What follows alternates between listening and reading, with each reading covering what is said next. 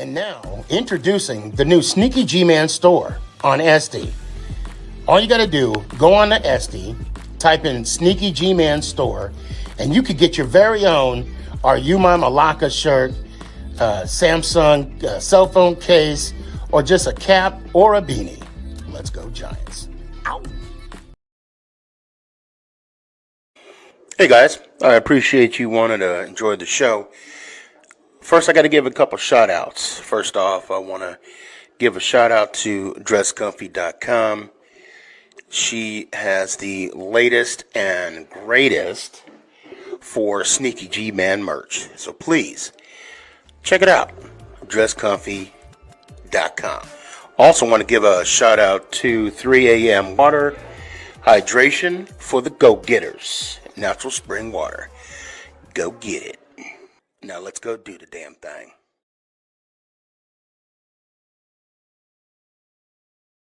Before we do the damn thing, I got to give a shout out to George's Trophies, aka Sergeant M replica trophies. Guys, Father's Day coming up soon. This is the perfect gift. Matter of fact, this is the perfect gift for any occasion. I mean, who wouldn't want a replica Super Bowl trophy of their team? The team that got the ultimate prize, the Lombardi Trophy. So when you get a chance, go to his Facebook page, George's Trophies, a.k.a. Sergeant M's replica trophies. Now, we gonna do the damn thing.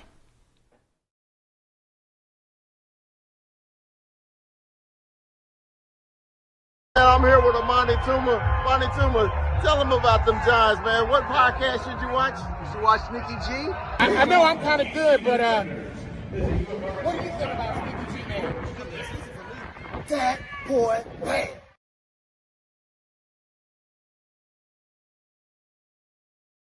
Yo, after W, you already know, it's the man in the flesh. Let's go Giants! Ow! Mr. Giants on top, you already know. You're listening to Make It Count, the Sneaky G podcast on Northeast Streaming Sports. Is this thing on? It's your boy Stefan, a.k.a. Sneaky. Yeah.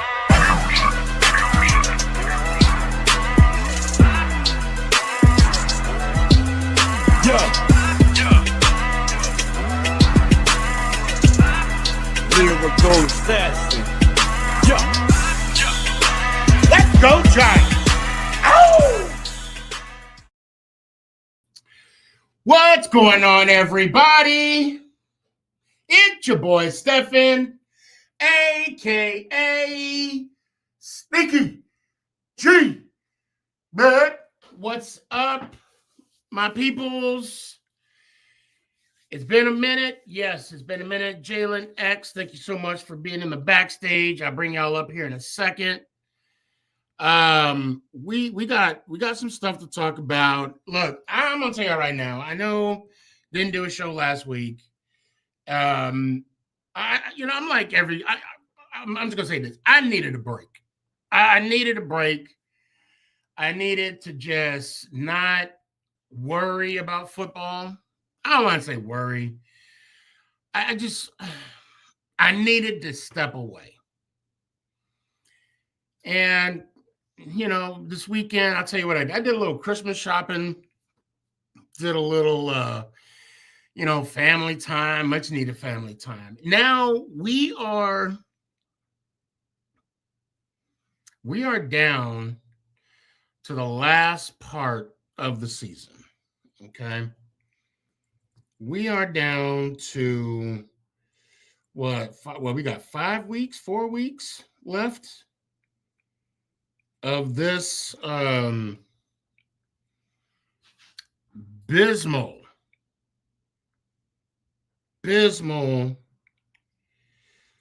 season. We got 4 games left. 4 games left. And the question that I want to ask everybody, I already know my answer. And the panel, and even, well, right now, just Jalen, you're representing the panel. And then, of course, X. The question is not so much for you, X, but mainly for Jalen. And all the Giant fans out there watching and listening and whatnot. To win or not to win? That is the question. Danny,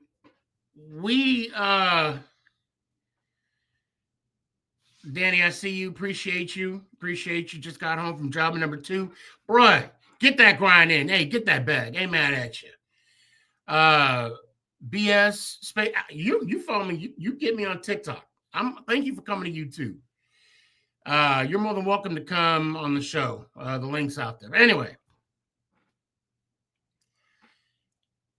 this is the part of the season that I did not want to have.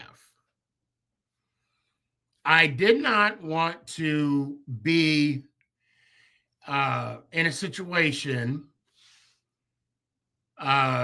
this year again to where we'll be talking about meaningless games, and we will be debating.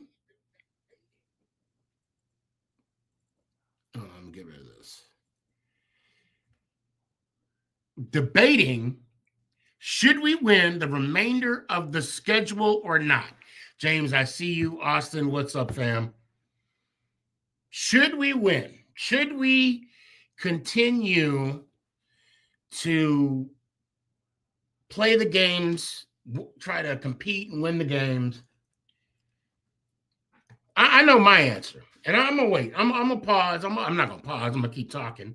I'm gonna let the chat, speak, and I'll let TikTok speak as well, and Instagram. I see you, Instagram. But I am confused about certain things since the bye week. User 1, I'm going to ask that question here in a second too. All right. I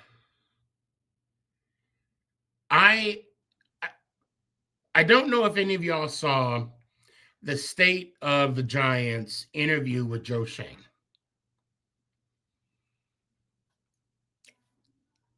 I wonder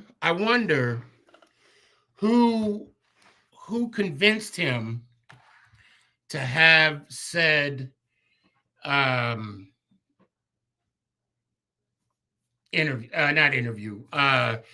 of the Giant media press. I wonder who convinced him to do that, because whoever convinced him, I am never the one to lobby for someone to lose their job. So I'm not going to say that person needs to be fired. But I am going to say that this should be on their performance review. Because I know there's a critical element called critical thinking. And with all due respect to the New York Football Giants, the organization, to Joe Schoen, and to the person that said that's a good idea, you lack critical thinking. And if it was Joe's idea, you know what? Kudos to him. Because he knew he was going into the lion's den. Joseph, don't go anywhere. I got you, brother. Don't go anywhere. Now, and we're probably going to talk about that again. And yes, Danny, I'm glad you asked me the question. I understand the question.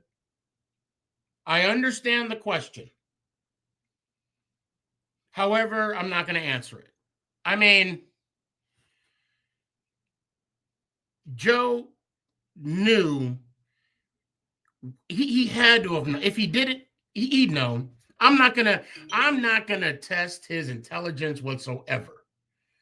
Okay. Joe Schoen knew what he was getting into prior to that media press. And I'm gonna say this, Pat, my hat goes off to you, because you came you came on this show and I asked you the question, what is it like asking the tough questions, knowing the thermometer in the room, knowing you can cut the tension in the room with a knife, but you still put your best foot forward and you ask the questions that a lot of Giant fans are asking. So, hey, tip of the hat to you. I can say this right now. I don't know if I could do his job. I don't. Because me being the Giants fan that I am, and you could ask Ant, which I need to send the link out to him. Danny, if you're still watching, send Ant the link, the email. I forgot to send it to him. No, I was running late. Anyway, no excuses. I'm the positive one. I don't think I could have done what Pat did. But damn it, kudos to you, Pat. You did the damn thing. PPDE. I don't know what that sounds like, so I hope I just didn't set myself up. Are we getting another win this season? I hope so. And you know what? That's a good segue to what I'm about to say right now.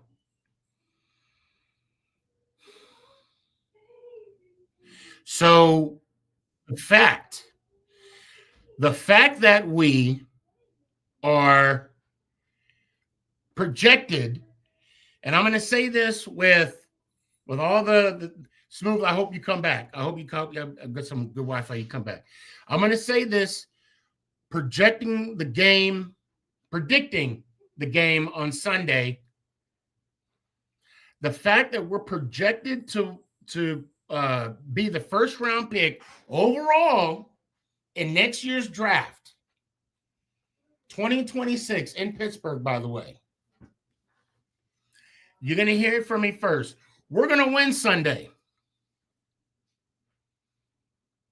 We're going to win. We're winning the game on Sunday. Anytime we were in this situation,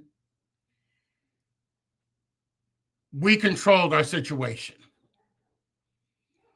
So the fact that I'm saying this, I would not be shocked. I will not be shocked if we beat the Commanders this year.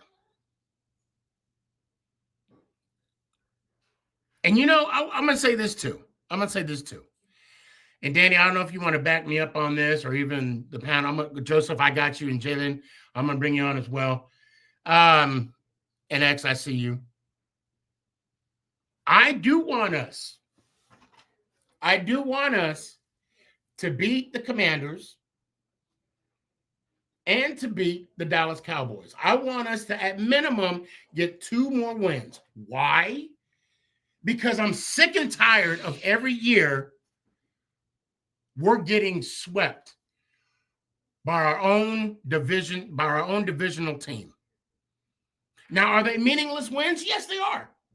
That's just me. That's it. And plus, I'm gonna tell you right now, look, you play to win the game. You play to win the game. I don't care if, God forbid, we're 0-16, and if we win the last game, we get the 32nd pick in the draft. Damn it, we better win that last game. That's how I roll. That's how I roll. I got a few more things to say, then I'm going to bring everybody on. So the mishap of Schoen with that media press, that media day, which I think he should have waited till after the season. I really do. I don't know if it helped him. I don't think it hurt him. But I could be wrong. And then I see you, man. I'm glad Danny got you the link. I don't understand, and and it's okay for me not to understand that they fired one of my favorite coaches, the linebacker coach, Brian Cox. You mean to tell me he was the problem? You mean to tell me that he's the reason why we're ranked 32nd?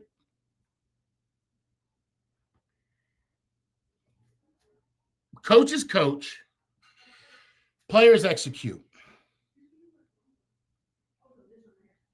I believe, and you know what? I'm not a defensive-minded player. I was offensive. I played quarterback in high school. But I got to leave it at this. I'm really curious on what our future brings about this organization. Someone asked, do I think Schoen will be there next year?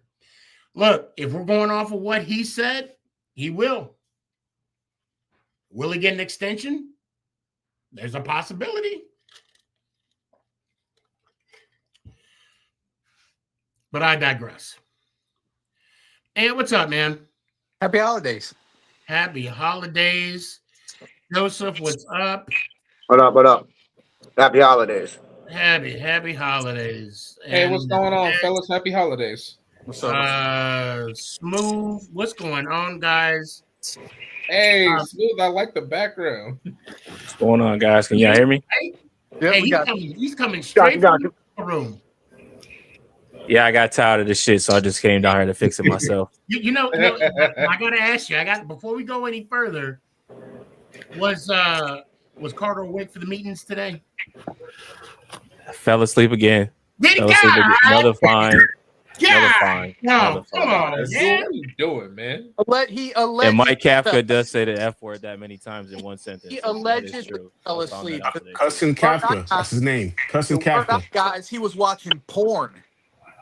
Okay, you can't trust anything Wesley Steinberg says, Ant. Hold on, wait. Hold on, guys. Pause. Ant, say that one more time. So the story that we're being told is that he fell asleep during the meetings. I also have heard on a few different other occasions that he was caught watching porn during the meetings. Who's that? Abdul. Carter. Oh, Carter? Wow. Yeah. I cannot deny or confirm, but I have heard it from multiple people. Was that at least good porn? I don't know. Danny, that's what you're worried about? Okay, I don't know why my brain shifted to this, but I don't know if you guys saw that little Vlad and Aries Spears clip. Y'all never saw that? Nah. Which one? Which one? one? There's I was a gonna say, couple. which one? I'm talking about the one where Vlad told Aries Spears, he said, well, watching gay porn don't make you want to do gay stuff. Oh, And my goodness. Aries Spears is like, say that one more time. That was hella suspect right there. Right? Now, I'm not. sir. I don't want to take anything away from that clip, but look, shout out Aries Spears. That man is a man of his word. One of my favorite comics of all time. That's for that conversation to be for another day. But just Google it. Google Vlad and Aries. It'll come up. And then he was like, he made a comment that I thought I just started dying laughing. They got a few funny ones. Yeah. You saw that one, Danny? I did see that one. Yeah, that I saw. Okay, yeah. That's fun. Anyway, back to the topic at hand. Look, whatever. I mean, look, they got to take care of it. If that's true, I think he just mentally checked out. I think he's done with the season. We talk about Abdul. Yeah, I think he's mentally done. One, he didn't want to be here. You've seen that before with all the pre-draft stuff. And two, he just mentally checked out. He's not used to losing. No, I don't think. I think this goes back to Penn State. I think that's why Franklin got fired I don't too. care how. I don't care if you're a veteran. There is no excuse to check out on your team. Oh, I fully agree. Especially for a rookie. Fully agree. That shows his head and his heart ain't in it. When your head coach ain't holding you accountable, and letting you sleep in meetings and show up late and trying to cover it up. We need a head coach to get in there and fucking kick him. To be honest, there's a lot of stuff I'm upset about. I think Joe Schoen should have got fired before Dabo got fired. Yeah. I think Shane Bowen should have been the first to get fired. I'm still upset about That I agree with. I mean, with all the injuries, your backups are representative of your GM. If your backups are trash, that's a representative of you as a GM. Our backups were not prepared at all. No, they were not. No, they weren't. Can't really put that on the GM. I mean, hold on. Let's approach this with some structure, if you will. I want to go back, and Danny and I know we touched on it a little bit. I want to talk about Shane's media day. Oh, good. Okay. I'm glad that he understands the question, but let's call it like it is. Okay.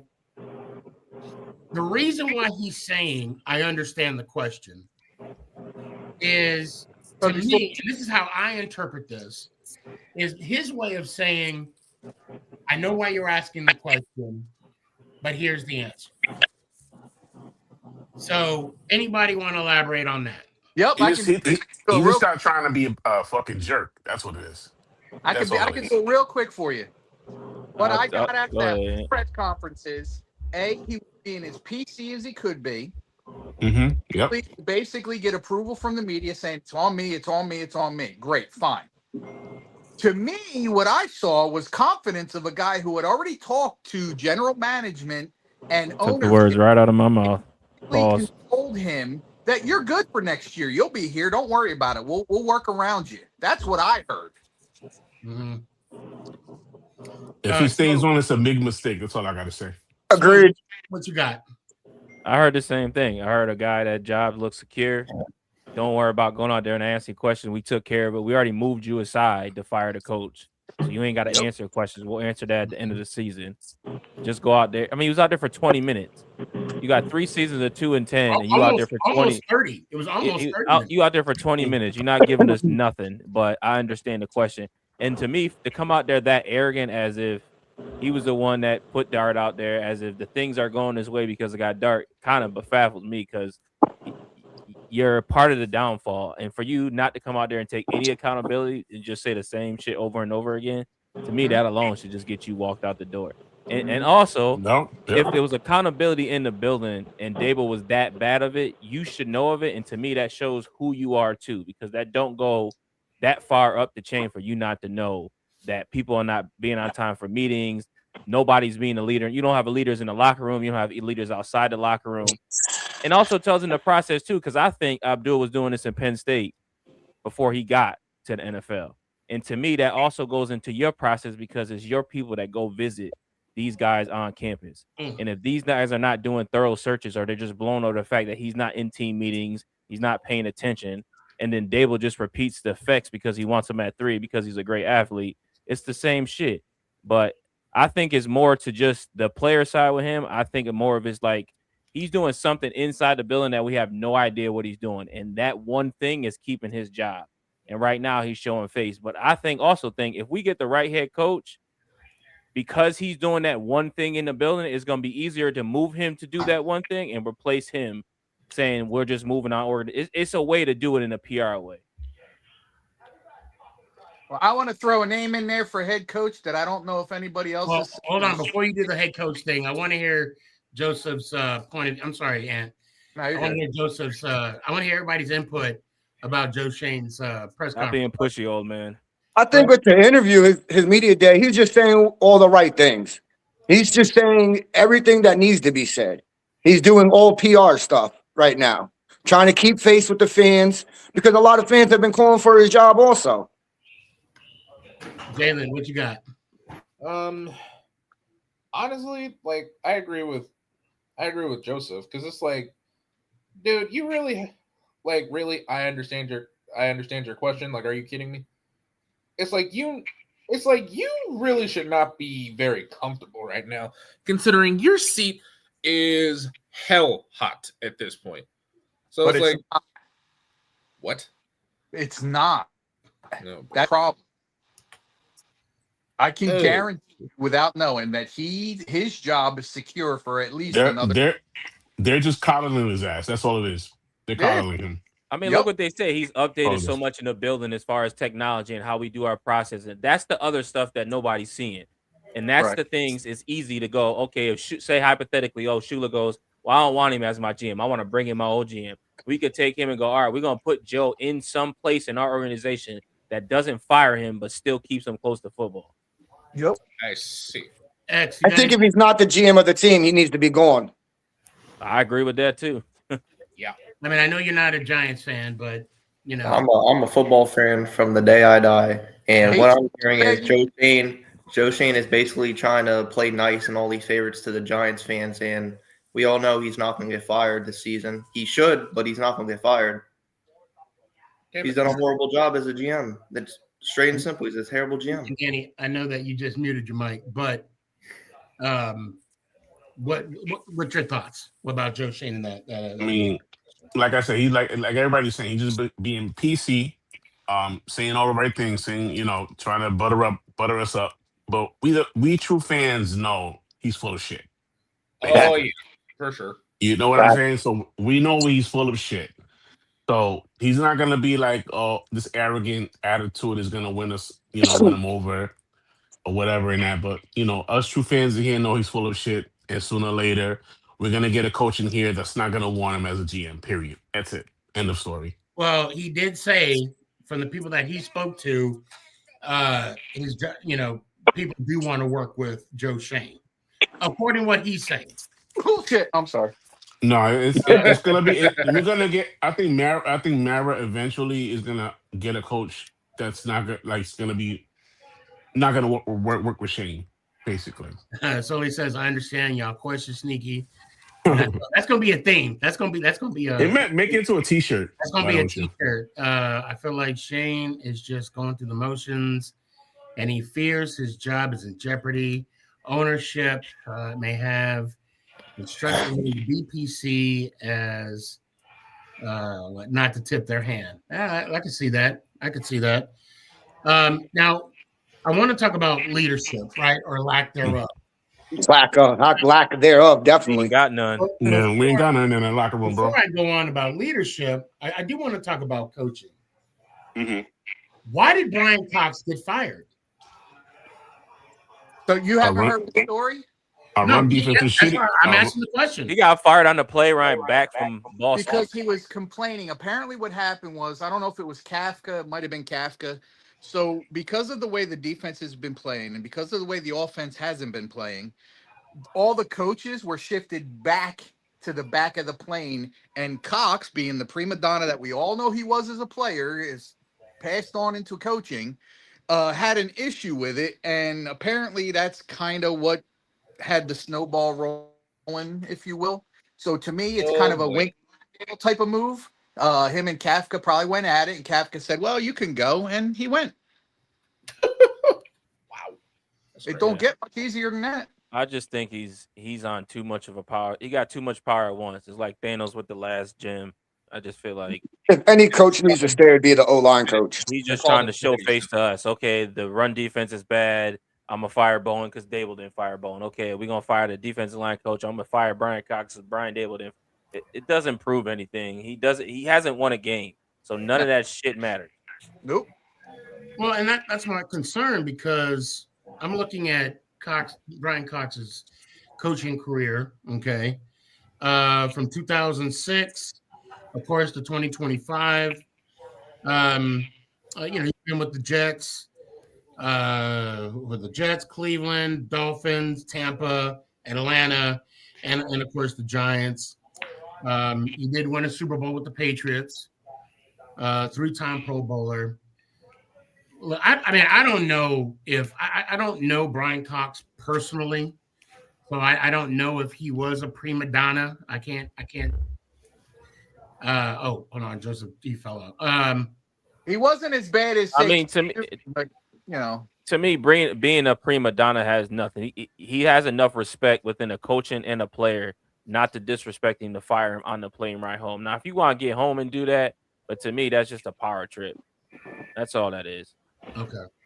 So you don't see there's no merit to Cox being fired? I mean, just to me, how many coaches can you fire? We all know the defense is terrible. We also find out there's no accountability. And when you ain't holding nobody accountability and everybody, it don't matter what position coach you got, GM you got, any coach in there. If your head coach or nobody else is telling you not to do shit, it don't matter what a position coach is going to do. He's just there to do his job. Pretty much.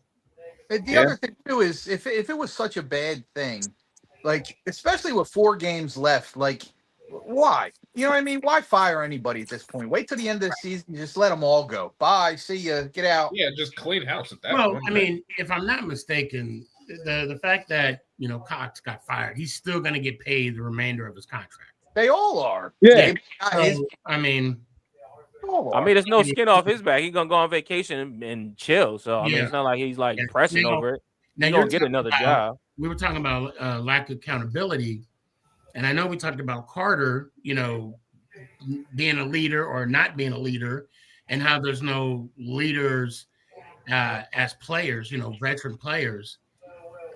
What kind of leadership that we could have as players when you're having a season that you're having?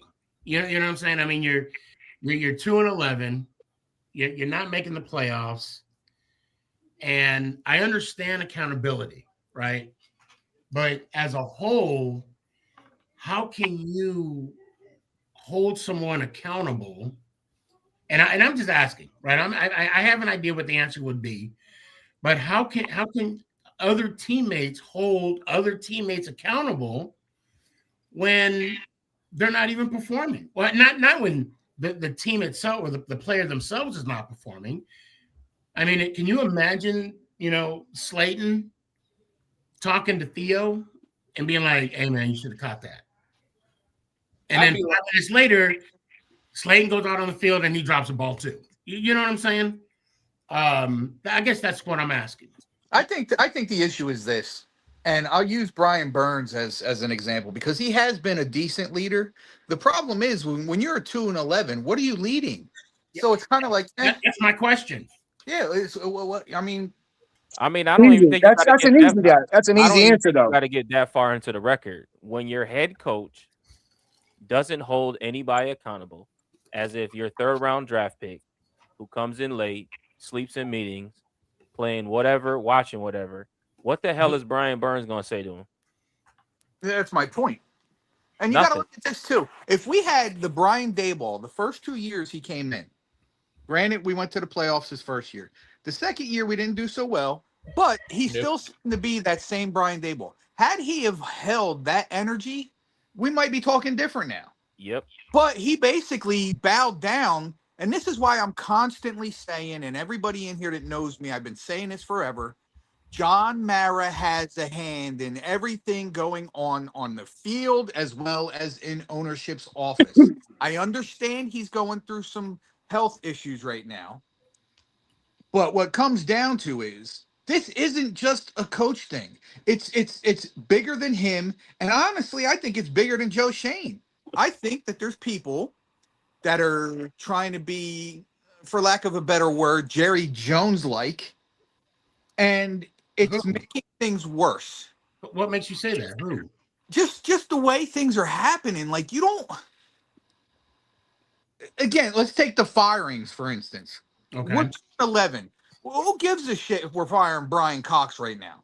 The only person on this team, other than ownership, that should be fired is or shouldn't be fired is our offensive line coach. Everybody else can kick rocks. Straight up. But my feeling is, and again, it's my feeling, it's I truly believe that ownership is dipping their toe where it shouldn't be. I mean, a good example of it was the whole thing on Hard Knocks where I'm not going to be able to sleep at night. No one say, bro, you knew Saquon was going. You're pandering up to the camera. Chill out. I said that before. We all know who John Mayer is. He said his best. He didn't say his best player. He said it the most popular player. So you should already know where he stands when he says that. I'm worried about the dollar signs. So but at the end of the jersey sales. Yeah, you have to. That's not like finding a great head coach is just it's easy. It's not. But when you do find a good head coach, like we did in Tom Coughlin, at some point Mara have to sit down, and they do that. The biggest difference between a Jerry Jones and everybody else, Jerry Jones don't want nobody to run the show. Right. I don't believe Except that with for Jerry Maris. Jones. I believe that if they found the right guy to let him run the show, they've shown that before. Parcells, they showed that in Coughlin. But you got to win. Nobody's proven that they can win or sustain a winning program in the last decade without. And on top of that, it's hard to find a good coach, and it's hard to find a franchise quarterback, which we haven't had in a decade. But that has to be pointed out. When you can't win with just you can't win anything without a quarterback. That's true. Well, not only that, you do need a disciplined coach too.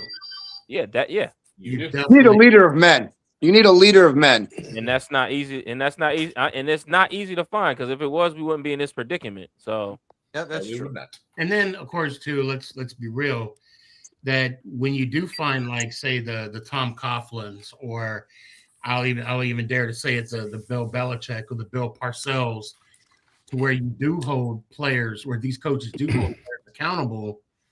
Then they talk about how their feelings are hurt, or they're too strict, or whatever the case may be. But I think in the changing of the guards, I think that is what this team needs. We need a hard-nosed coach that's going to shock the culture right now. and we can do that. We can do that. But I also need to get off the tip of trying to find we need to go back to a Bill Belichick or a coach that's over 65 in order to do that. You ain't got to do that either. Smooth, you brought up a good point, though. You said, what is Brian Burns going to tell Abdul Carter?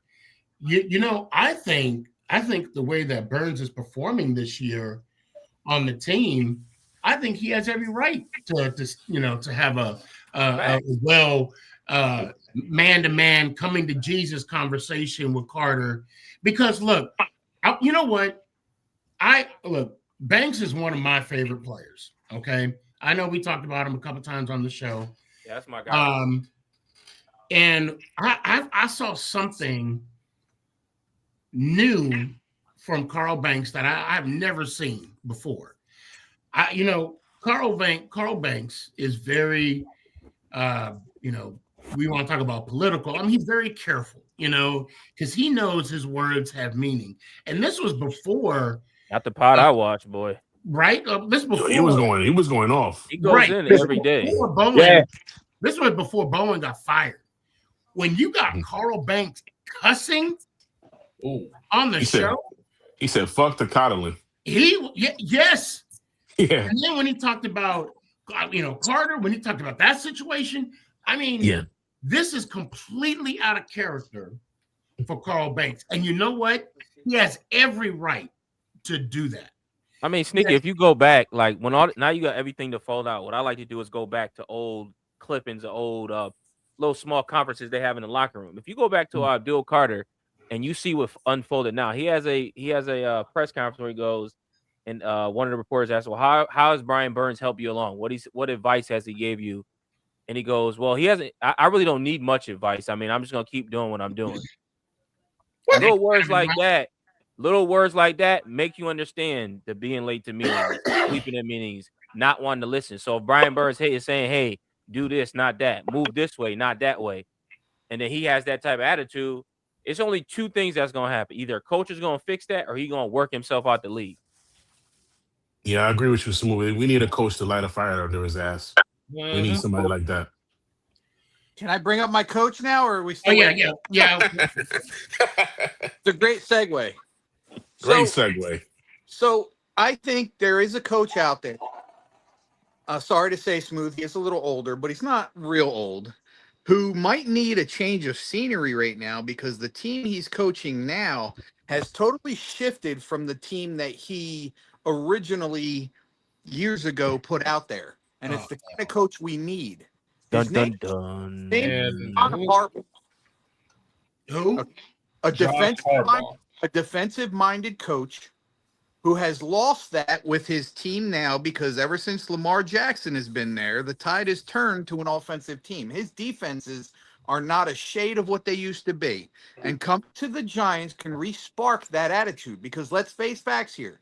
Although our team is crap, minus couple good DBs, Our defense could be something. They have talent. Oh, for sure. That kind of coach to come in here and go, listen, guys, enough with the bullshit. We have a good squad here. Let's make it great. You know what I'm saying? Like that. I'm not saying he's the guy, but I think he's one of the guys that should be mentioned. Honestly, I wouldn't hate it. Who's this guy you talking about? And who's this guy? Who? John Harbaugh. Okay, here we go. There we go. There we go. I mean, John Harbaugh is attached to a GM that can build good defenses. Not, I wouldn't say John Harbaugh is the man when it comes to that because he was a special teams coach. But I don't. I like the aspect of a disciplinarian coming in. But that's like a Mike Tomlin long shot. You talking about two historic franchises? That's what I want. That's what I want. Here's why I think a lot of you guys are wrong. Mike Tomlin, we all know if Mike Tomlin doesn't make the playoffs this year, everybody's saying that there's a good chance he might not be coaching them next year. Or can we agree on that? There's a chance, yeah. I think personally that John Harbaugh's in the same boat. Same boat. If they don't make the playoffs, or if they're a first round, knockout. Oh yeah. Then I think he's done there. So I think both of those guys are mentioned. Mike McCarthy, who seems to be the favorite right now. No, I don't want him. For it, he's not. But I'm not against. He's the total. I'm fully opposite of against what we're it. talking about. You seen how I feel like when he was in Dallas, that was more of a locker room leadership than his leadership. He's the same way. You let people walk all over. Now, granted, he produces W's, but we need somebody that's going to put us in line and move us forward. But we need to grow with that, and that's why I don't want an old coach. But that's what's weird for me with the whole McCarthy thing. So basically, the thing that got him the job in that's because he's not doing that anymore is what got his job or got him run out of Dallas. Is if we remember him as the Packers coach, he was that guy. He was the disciplinarian. He was in Aaron Rodgers' face quite a few times, and we all know Aaron Rodgers is one of those guys that. How long ago that was? With you. So I'm not a fan of it. So McCarthy's again. I'm not for it, but I'm not against it. It's kind of one of those things that if it happens, McCarthy was doing great. I was in high school. See, if McCarthy got hired as the Giants head coach, I would be highly disappointed and very annoyed with ownership. It's a lazy hire, Joe. It's a lazy hire. McCarthy came in and had, 2 winning seasons, and then the third season we're in the playoffs, and then things seem to be going in the right direction. I mean, you guys hold that same energy? I mean, again, I know it's a big if because you could say that with any coach. But I'm saying McCarthy has the resume for it. That's why it's hard for me to go, well, he is the guy. Well, he isn't the guy. So again, I'm impartial to it. I'm like, let me ask this question because I got it on Instagram here, and this is from Music Men 291. Why not Antonio Pierce? That's who I would want. Not as a head coach. DC. Yeah, he's not a head coach. He's defensive coordinator. Yes, I put him as DC. Head coach. It's too soon for head coach for him. Too soon. Well, in Vegas, they proved that. So I appreciate the question. I do, and I understand the question. But see what I did there, guys. But I do agree. I think it would be a better DC. Right. Well, the reason why I'm pushing back is I think AP will be a great coach because he is that player's coach. Okay. Sadly, we don't need a player's coach now. No. We need a hard-nosed coach. We need a heavy discipline coach. We need just because you came to the meeting right on time, you're late kind of coach. I think that's what we need because and not for nothing, Sneaky. You're just as good as your coaching staff, and if we can't get a guy in here to hire a great coaching staff, it ain't gonna work no matter regardless of what it is. Right. Antonio Pierce might be able to take care of what we need to take care of, but if his OC stinks and his DC stinks, he's gonna stink. Yep. Well, ultimately, though, I think what makes a good head coach is coaches holding coaches accountable. And then those coaches holding those players accountable. I think Campbell in Detroit, I think he's a perfect example of that type of coach that we need. I think now, of course, he's not going to leave Detroit. I'm just saying his style, if you will. Vrabel's another one. I don't know if anybody's seen the Art Stapleton doc on his. The article of his top 5 coaches. Who's his top 2 Art coaches? Which, Stapleton. his top was interesting. His top 2 coaches that he thought was in line was Shula from the Rams, which has been a big name. But his second one kind of threw me off because I was kind of shocked at it. It was Marcus Freeman from Notre Dame. I heard that. I heard that too. I heard that too. And then he rounded it out with the DC from Green Bay, the DC for the Jaguars, and who's the DC or OC who used to coach for Chicago. He's back in KC. Matt Nagy? Matt Nagy. Yeah. Bro, no, Matt Nagy. No. Then I'm all for it. So my candidate, who's probably not even thought about, because I mean we would think about him as fans, and John Mara and Joe Schoen would have to do a whole hell of a lot of ass kissing, is Brian Flores. Yeah, that's true. I don't think Brian Flores is even gonna. I mean, I would like him, but I don't think because of the past of what happened, settlement, it ain't gonna happen. No, I know that, but I'm saying that's my pick. That's who I want. Yeah, I mean, we had the opportunity to do that one, right? See, but I wouldn't mind the DC. See, I don't mind McVay's train, and I don't mind history of coaching as like the Shulas. Yeah, Shula wouldn't be bad at all. You know what I mean? I like that history. It's a prevalent history of original coaching style brought into a modern style. So, I mean, then you look at San Fran. That was a big guy. I mean, you see all those guys. I mean, shit. Look at Miami right now. Everybody thought he was gonna be going down like a 5-game running streak right now. So yeah, he might have rejuvenated his own. He saved his job. Yeah. The thing about Freeman from Notre Dame, I don't like it. And I don't know if it was his decision. I don't know if it was the coaches, the players' decision. The players approaches the coaches. I don't know that whole situation.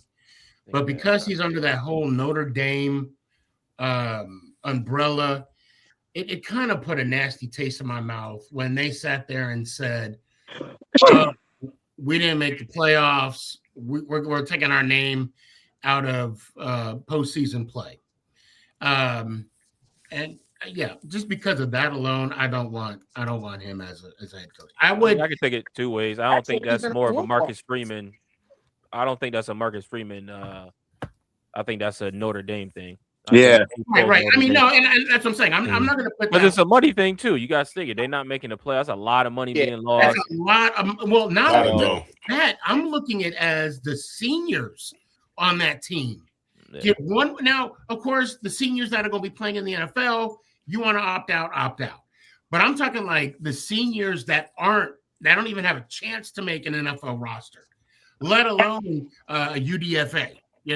I just think this is an excuse to expand the playoffs. Let's leave Notre Dame out this year. Well, I'm talking about this year because right now it's affecting the seniors this year. I know you play football. I did smooth. I don't know if you did, but being a senior in high school, knowing your team, we didn't make the playoffs, and knowing that was going to be our last game of our football career, other than playing, some semi-pro league. You know what I mean? But look at it now, Sneaky. Most of these guys who had either seniors or going into NFL, they get in these bowl games and they sit out anyway. So you playing a bunch of freshmen. No. That's what I said in the beginning. Those seniors that choose to opt out, go ahead and opt out. But I'm talking about players like that. I would, because I know I would try to make the NFL. But let's say I didn't make an NFL, and the last bowl game is my last game competitive. So when I take those pads off, I'll know this is the last time I take the pads off. Yeah, you also wasn't getting paid 100,000, 2.5. You wasn't thinking about you getting that too. So in 1994, we throwing on the pads to go play. Only thing you're getting paid is education. That's the only thing you're getting paid for. You're getting that degree, and you're going on in the real world. And Notre Dame, being the fact that they're independent, they don't get these rings and all this other stuff like all these other schools get. That's why they're independent, because they don't need none of it. No, they don't. But I bet you they would want some of that.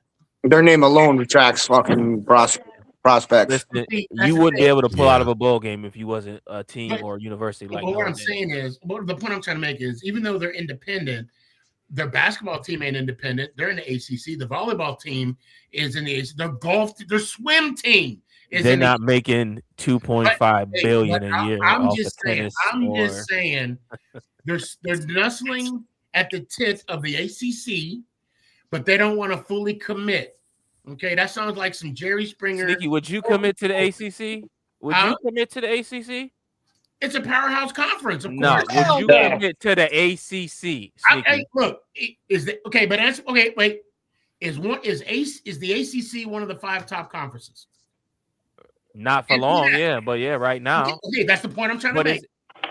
Listen, if it ain't the SEC or the Big Ten, you stay independent. However, it's still one of the top 5 conferences. Correct. That'll bring in money. Just like the Big East was at one point in time too, and that's like archives. That's dinosaur. But that's the thing though. They still bring in money.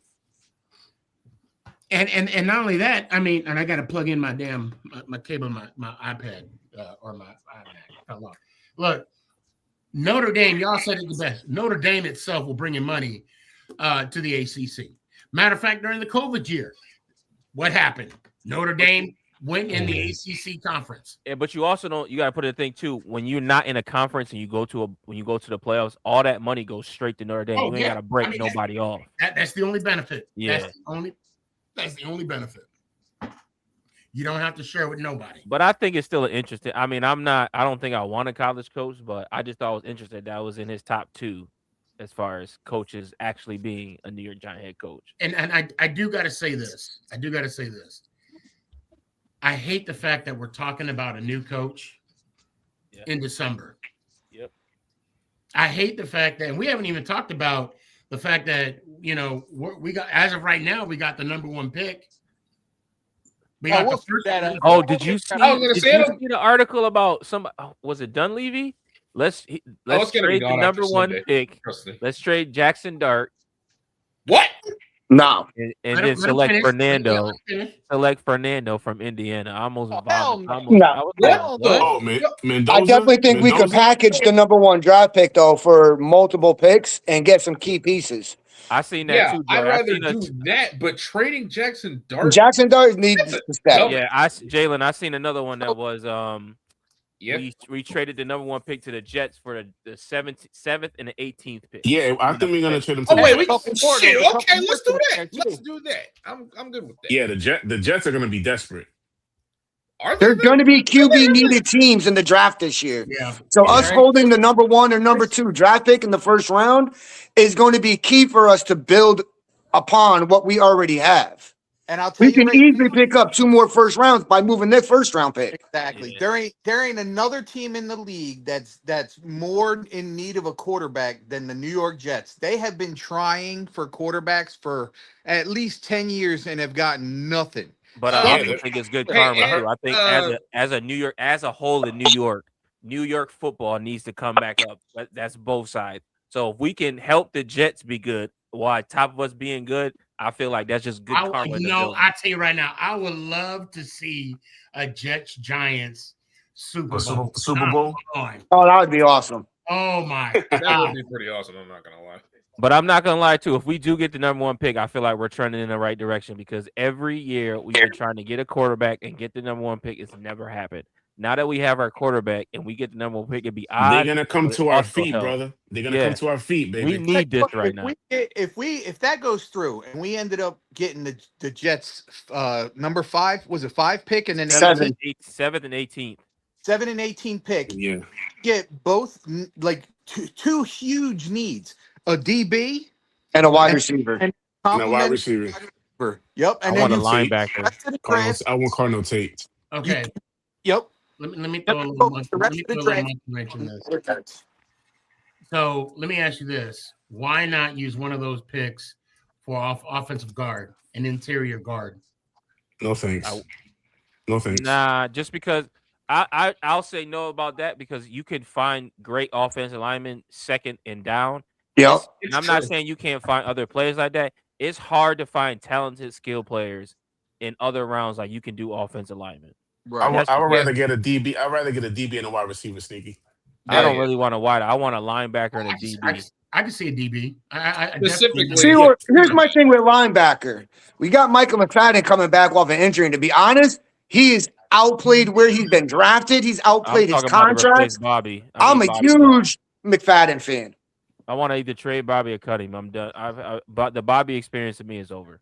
What? Okay, Yeah, I think that, and I think this year has proven that and I'm not saying just because he's leading tackles. I'm just talking about all overall play. McFadden makes him better. That was proven this season. Because McFadden is a better cover linebacker. He's better in the hole.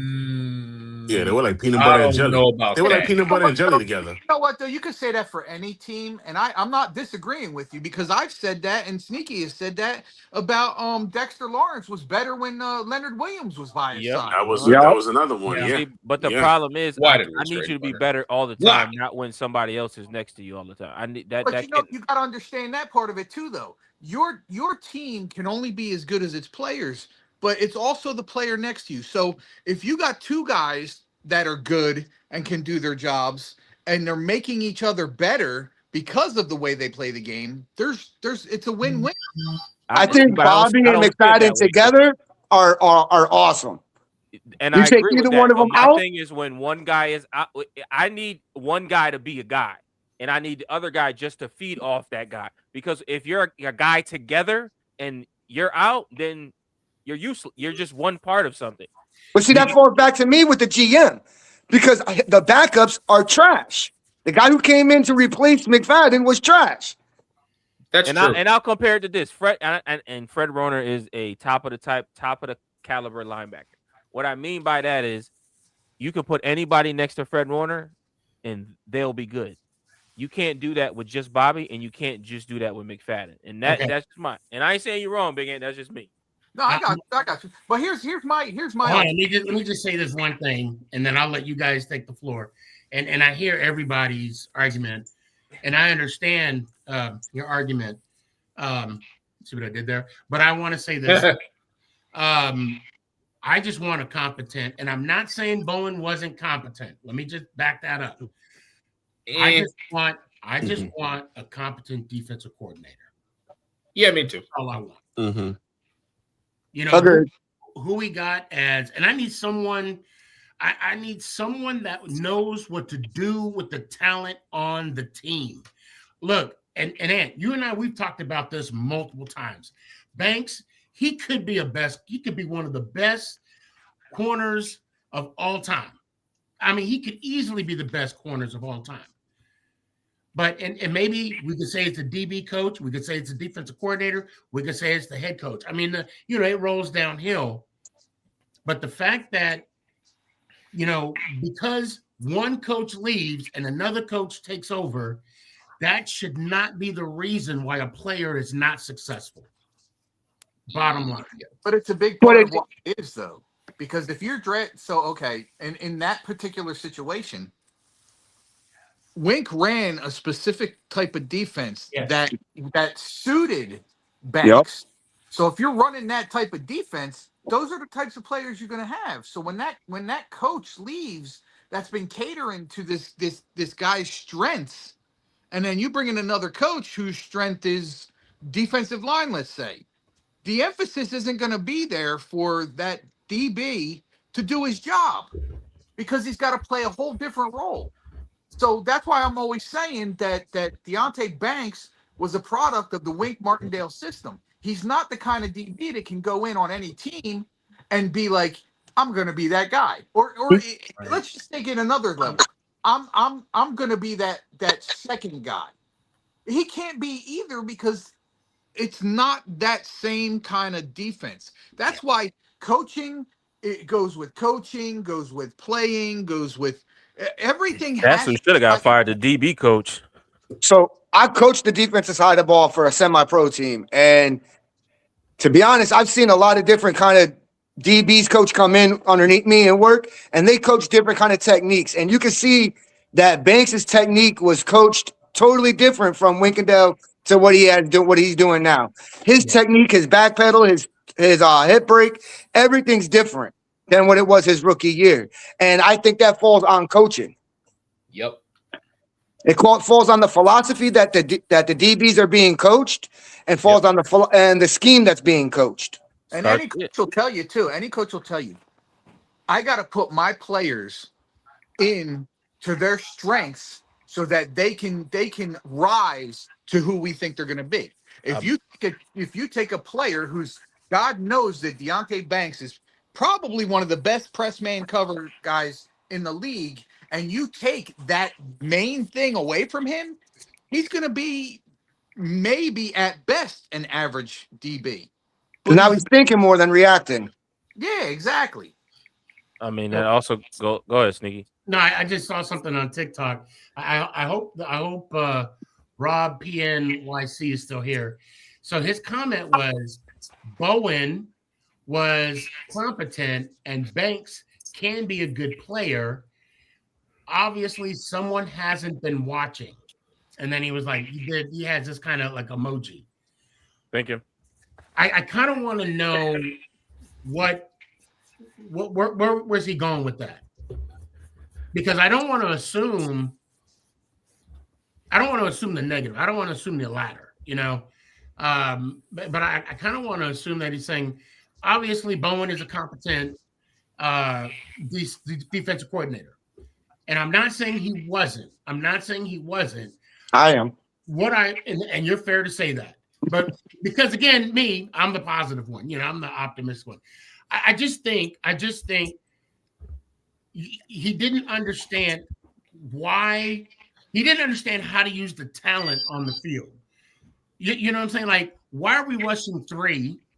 Okay, and in a game that we were in the lead, 3/4 of the game, and why is Dexter Lawrence off the field?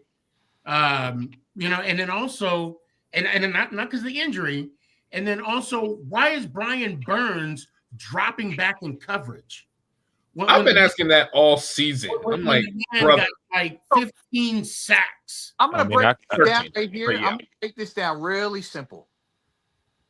The whole Shane Bowen thing is 100% on Joe Shane, and here's why. Straight up. Because everybody has said, even when they brought him in, we had a bunch of people in here going, oh, I can't wait. He's going to be this. He's going to be that. I'm sorry. Never had faith in the guy. Didn't like him. I'll tell you why. For the exact same reason they brought him in.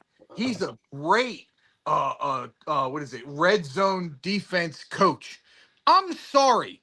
I am 100% sorry if that's what you're basing it on. Because you know what? I want a coach that's great at keeping guys from getting in the damn red zone. I can give a shit about how they get. But he didn't. My dad said the same thing. My dad said the same thing. If you follow the paper trail and you go back and you watch all these clips, what are the 2 things that we were bad at prior to hiring Shane Bowen? Run defense and red zone. Yeah. They didn't look if he was a player's coach. They didn't look if he was a motivator. They didn't look if his scheme was right. They looked at 2 statistics: red zone, run defense. He brought it up to Joe and said, we need to hire this guy. He goes, just like he did in the draft. Do you trust him? Do you trust him? Are you sure want him? And he hired him. And that's it. Lord. And then what happened? The run defense wasn't good. And the red zone defense sucked. Mm-hmm. And if you're not bringing in a coach to help develop the players that you currently have, then you're not doing your job when you research coaches. So in 2022, okay, Dable's first year, Wink's first year, we were ranked 17th in points defense, 17th, and 25th in yards, okay? The following year, 2023, 26th in points, 27th in yards. Last year, 21st and then 24th, and now this year 30 and 31. So there has been a sharp decline in our defensive production. Exactly. What Bowen was brought here to do, he failed at. Supposedly what he was good at Mike Tully failed. Was horrible. Hat bet. You on? Are you on? I got Hog Farmer Chris on TikTok right now. I'm issuing out a hat bet this week. Commanders, you in or not? I'm gonna wait. I'll wait. I think honestly, I have a feeling we're gonna win that game. I'm gonna shock the world here. I think the Giants are gonna win this week. What? We're gonna win think at least the Giants 2 are out gonna of these. win? We're gonna win at least 2 out of these 4. You know what? Exactly. You know we're why? gonna beat the Raiders and we're gonna beat one of these division. Whether that Exactly. it might not be Dallas, but it might be. Hey, I'm okay if we beat the Commanders. He needs time to think about it. No, let's Chris. talk No, He said, let's talk. Okay, you know, Chris, I don't call you out, but I'm gonna call you out. He said, let's talk about tomorrow. I need to think about it. The hell you do? I want a hat. I need a brand new hat. Listen, the Giants aren't. This is my thing. The Giants aren't going to win free hats because they're going to have a good game. The Giants are going to win because how else are we going to screw up our pick? Right. Look, my daughter. Yeah. Okay, you have a point. I said, hey, and I love the fact she's on. I mean, I'm not a fan of tanking, so I would like to see a couple wins before the end of the season. I'm not a fan of tanking. I'm not with that. You're my dog. Thank you. I'll be the only one. I fully agree. I always want to see the Giants win, but at the same time, it's like I just don't want to see 4 more weeks of what we saw in New England. If we go with the rest of the season being competitive, we just lose because we're bad.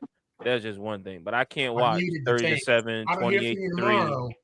Oh, I got a game. You disqualified. I got a question for everybody. You need to send me. What's up, man? So, if Sneaky, if you will allow everybody to elaborate, my question is this, and I've thought about it for a while, and I still don't know what my answer is. Oh boy! If Mike Kafka goes 4-0 to end the season, what do you think? No, I don't think it's enough. If you check my latest TikTok video, I've crossed him off the list. My honest opinion, I want the whole coaching staff. I don't care if we go 4-0. I want them all gone, with the exception of maybe the offensive line and coach. Yeah, I about to say I want to keep him. Because he's the only coach that has shown progress. Yeah. Over the years. He could have went undefeated, and I still don't want him as a coach. There's another reason that Joe Schoen is becoming a bigger asshole as every day and every minute we speak, is because one of our main guys that I would love to keep here has basically been trying to talk to Joe Schoen, and Joe Schoen's been brushing him to the side. Illuminor's been asking him, let's talk about a contract. Let's get this done. I want to be here. Like, he's like trying to get this conversation with him, and Shane don't want no parts of it. What kind of a freaking general manager is that? I think a lot to do with that was coaching too. We ain't got no coach. Yeah, I don't. Yeah, I think that's probably the sticking point. I mean, because like you said, the coach might come in and he might change in the whole scheme. You know, but you're right. If you were to look at our offensive line today, and I know I asked Shane O'Hare a couple weeks ago about our situation with the line and why has it been such an issue. And this year, this offensive line has showed me something. They showed me that they can block, they can compete, they can protect. It's the best line we have since probably our Super Bowl. Yeah, since 2013. Yeah. This is at least one of the best lines we've had. You know. And personnel-wise, really not much has changed on the offensive line. We brought back the same starting 5. Yeah. Yeah. Oh yeah. Well, no, ain't the guard has changed. No. The guards are still the same, bro. No, the starting 5 offensive line are the exact same from last year. Yeah. Well, it just shows that the coaching matters. Technique matters. Your position codes definitely matters. That's why it definitely matters. That's why if any of the New York Giants' coaches need to stay, it's our offensive line coach. Because in my eyes, he's done the most with the least. Whatever. Yeah. Yeah, nothing shows me that this coaching staff deserves. And then we filming it too. Like we filming it. Like I could see if we film like the first 6 weeks, but we film in the last back half of the season. So we seeing all the This is firings, it. all the turnover, all these guys taking over DC and OC rooms, and they just look bad. Like, did you watch Kafka on Tuesday? Like, he couldn't motivate me to get out my house to shovel if I had to, if I lived on the East Coast. Honestly, I was watching it. I was watching it. And I don't even got snow, and I live in Arizona. Are you living in Arizona? I didn't get to see it Tuesday, but I was watching. You out there in the desert, Smooth. And when he stood there at one point and said, if you guys don't want this, you can get the fuck out now. That- I swear yep. to God, I thought players were going to get up and walk. That was it for me. That was all I need. That was the stand. That was the last nail in the coffin right there. You know what? You know what? I'm behind. I did not not about see this that. shit and get the fuck out. Now, you need to get the fuck out. That's what you. Why are your ass about it? Nobody. That's not motivate. That's not gonna do it. You've been losing all year, and you think that this is going into the bye week. You haven't won a game, and that's what you said going into a bye week. And if you don't want to be about that shit, get the fuck out. But hold on. But also, you know damn well these players, and they're not stupid. They're like, what the hell you talking about? You're not going to be here next year. I am. They pan the camera right to Burns. Just look at Burns and Dex in that meeting. They're like, yeah, exactly. And I tell you what they're thinking right now. And I'm not speaking for them, but they're like, brother, you ain't going to be here next year. What do you mean get the fuck Did out? you You're see the Jackson first one Dart out the reaction? door. Jackson Dart's face? I'll tell you something right now. I think Dexter Lawrence checked out weeks ago. Dude, to be honest, I think he checked out after week 3. I'm okay with I understand the whole double teaming stuff, but he got double teamed last year when he was at his best. This year, it's. I'm telling you, it has everything to do with what's been going on with this team, the coaching, the bad general managing. It's just he's like, why am I going to kill myself to do something that our coaches can't get our whole team to come together and do? I mean, I don't agree with that part because a couple of those efforts could have changed the season around if he put a little bit more effort in it. But I don't know. He's on the back end of his career. He got more. His better days are behind him. I don't want to. Are in front of him. I think I don't want to. I don't want to believe that. I think Dex. Yeah, me neither. But I do want to say this though. I think it is disheartening when year after year, you come in, you go to work, you do the work, and then your body takes a beating on a Thursday, Monday, or Sunday. Oh, don't make me sound like that, guy. Sneaky, don't make me do it. No, but I'm just saying, and then all of a sudden you get the same result. It. Look. I don't want Dex, although Dex, believe it or not. Okay, let me back up. I don't want any of these players on our team. I don't want anybody on this team to be like Takeo Spikes.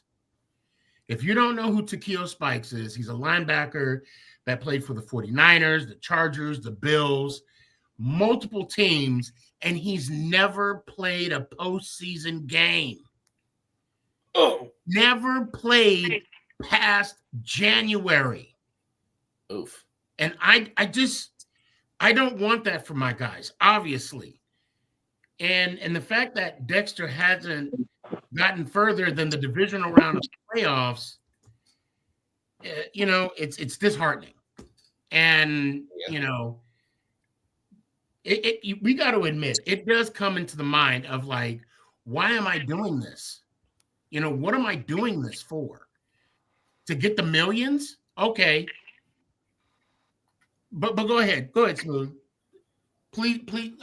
And I am. When we needed one stop in Denver, is that same attitude? When we needed one stop in Dallas, these are things that they have control of that didn't happen, so we wouldn't be 2-11. So to be honest with you, I don't want to hear none of that. When you had opportunity, we talking about one play. We ain't talking about a scheme. We talking about one play. We get one play from one player in Dallas, it changes the season. You get one play in Denver, they had to score 30 straight points to beat us. in one quarter. In one, go look, Sneaky. I just want you to go on 8 YouTube minutes. and I want you to look up 5 the minutes. fourth quarter where it was 20 to 18 or 20 to 26 15 or to something. 8. It was 26 26 to 8 with 5 minutes left in the fourth quarter, and we couldn't get a stop. So to me, it'd be different if we just was shit in the bed from the jump, but we had opportunity after opportunity after opportunity to change this season around. But that falls on coaching. Straight up, man. You can look at the NBA. You can have one great player dominate a whole game for you. You can look at baseball. You can have a great pitcher who could dominate the whole game for you. Football, the NFL is one of the only sports where coaching is the 5% chance of you winning or losing. Play calling, especially. What do you consider Dexter Lawrence? Like, what do you consider him? Do you see like overall? Is he like one of the? I kind of agree with Carl Banks from earlier on in the season. Dexter Lawrence hasn't looked the same since the injury. I don't think he was fully healthy this season. Yeah, he's Banks might have had a point. I don't think Dexter Lawrence was fully healthy. Something was wrong. No one fears Dexter Lawrence anymore. He did not look like the same player. Nope. You just can't, because you can't. To me, when you go into each season, you don't know what's gonna happen. So to me, that's a mindset of the year after year. So what happens when the season don't go your way? You just check out, and then when the season does go your way, you check back in. I don't want to believe this. I don't want to believe this, but in the back of my head, I'm saying it. Yeah. I kind of feel like Dex got his bag and he don't give a shit anymore. He knows what we're given. Yeah, and I'm not going down with the punches. He's rolling with the punches. It's all I can't say that about Dex. I think Dex is too prideful of a man to be like, and I mean, and I'm not saying you're wrong. I'm just saying I can't go in that direction because of the fact that, you know, I don't see Dex being that guy. Like, I got the bag, and now I'm gonna take this abuse, and I'm good. I'll give you a good example of why I feel that way. Okay. Did you hear after Carl Banks basically went off on him? Did you hear his comments? They were so he said he's delusional. Not to the point, and like it's almost like he could, without saying it, he basically said, "Well, I don't care. I could give a shit what Carl Banks says." But he didn't do nothing to back it up. He didn't do nothing to change the perception of how he's playing. I mean, the eye in the sky don't lie. So, and I know Carl watching tape and he watched the game every day. So what he said was valid, whether he likes it or not. I mean, that's totally up to Dex, but he's not. He's just not. It's not even about the sacks. It's not. He just doesn't look like Dexter Lawrence. It's not even about getting sacks. He just doesn't look like the guy that just disrupts everything. And when you got a bad run defense and they running the ball down your throat, that's a reflection of who you are.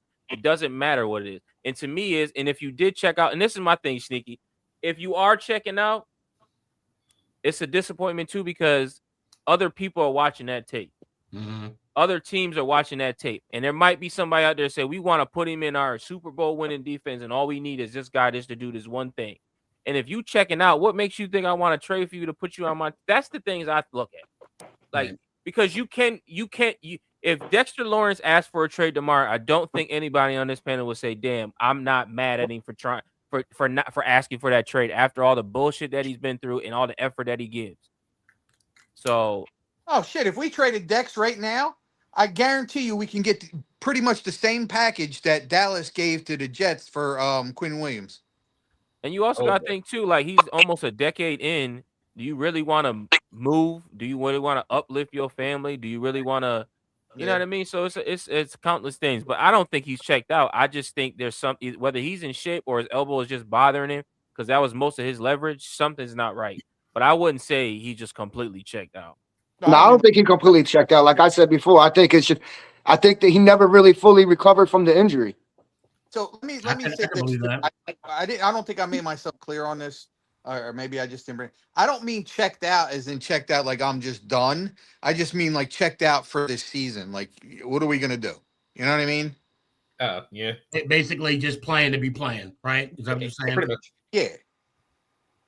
I think with to your point, Smoon, we needed one more play in Denver, and I think to your point, we only needed one more play in Dallas.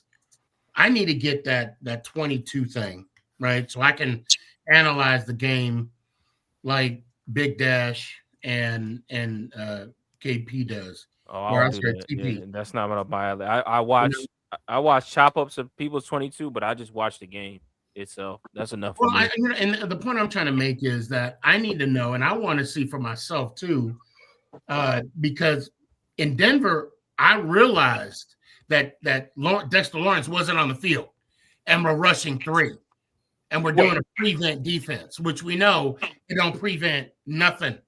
It allows everything. And I want to go back to the Saints game. You know, what plays did, and I'm not talking about the beginning of the game. I'm talking like the last 5 minutes when we're either trying to tie or we're still competing. The Dallas game, the last 30 some seconds. Oh boy. The last 5 minutes of what do you call it? Denver game. And then also what game? Even the Bears game. Where was Dexter Lawrence in the Bears game? Yep. Because if we're going to sit here and even myself, I'm going to hold myself accountable. If I'm going to say that, Dexter's quote unquote checked out, I need to back that up. But if I go back and I watch the film, hey, if coaches can say it, so can I. If I go back and watch the film and I don't see Dexter on the field for the last, 3 to 5 minutes of the game or last few plays of the defensive stance, then I can't criticize him. I mean, I could do it both ways. Pause. I mean, because to me, if I'm gonna say, please explain. Yeah, Pause. Dexter Lawrence is a dominant and has the respect of the league of who he is. Number one. Number two is if I'm sitting on the sideline, I'm Dexter Lawrence, and I'm not in the game in the 2 minutes, you probably gonna hear my mouth, or I'm just gonna walk on the field. There is no way you keeping me off a field at a critical time at any point in the game if I'm that guy.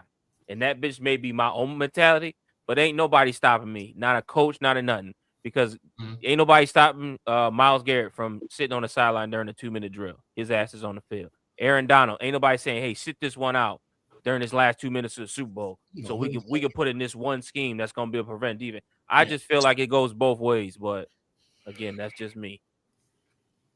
I mean, we've seen it with Wink too, though. When Wink was the coach, the DC for the Giants, there was times where Dexter Lawrence wasn't in it. That's when teams were running on us.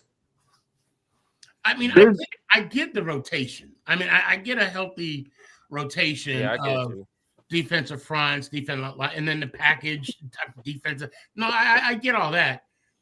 I'm just saying, like, I just don't understand rushing 3. I don't understand putting Burns in coverage. Look, and I'm sure that there's a reason, there's a method to the madness, but we're beyond past being cute.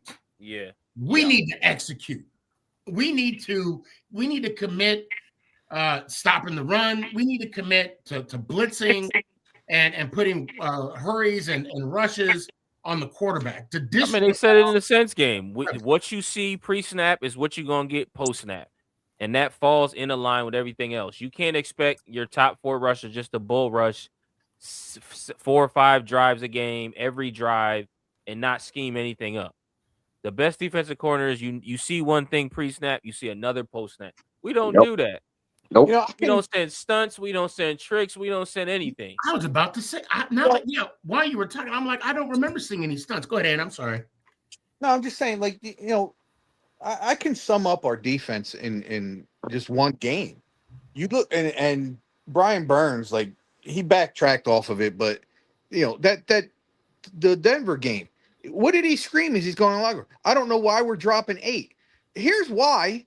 Because for the same reason that even when they dropped 8, it didn't work. You got extra guys in that secondary, and they're still catching the ball. We can't even listen. You don't got to intercept the ball, but make a defensive play on it. At These the very least, catching with 2 and 3 guys on them. But as you find out, when you have players not showing up to meetings, not paying attention, not putting their all, that shit shows up on Sunday. And again, It goes So toward coach.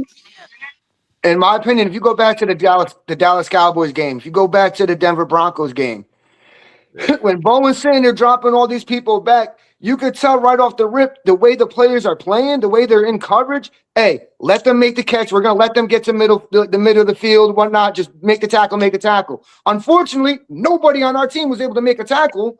But it's also like that's not a defense you should be running when you're applying pressure, you're blitzing, you're doing this for 3 quarters straight, and then the fourth quarter you're gonna change up the whole scheme that's been working the whole game.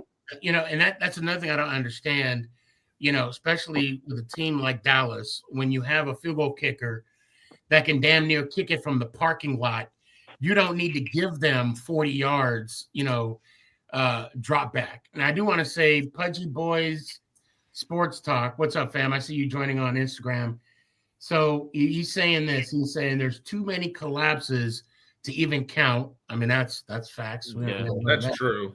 And then he said this, and because I guess this one we were talking about game film regarding Dex. He said the game film has been hard to watch this year with Dex. So I'm assuming that, just going off of what he said, I don't have any backup to what he's saying. I guess, he's not playing up to, I guess he's acknowledging the lack of standard that Dex has showed us throughout the years that he's playing this year. Pudgy Boys Sports Talk, come on my YouTube channel. You're more than welcome to join the pod. Although we got like another half hour. I'd love to pick your brain. Carl said it the best, man. I mean, watches him live. He watches all 22. When that man says they don't respect you, they don't respect you. Yeah, they did not fear him this year at all. Hey, I want to get you into this, man. This conversation regarding Dex. What's your thoughts? You're muted. Did you mute yourself? Oh. He is. Who? That's an interesting take. Okay. Moving on. Understand your question. Yeah, and so what do you call it? Pudgy Boys Talk Sports also said we do not have athletic enough linebackers to play a good prevent defense. Oh yeah, and then he says Carl was spot on. Dex is being manhandled by backups. Damn, did Carl say that? Holy. Bobby's a tackling machine. He can't cover a wet paper bag on a snowy Sunday in New Jersey. Who said that? Me. That was okay. Okay.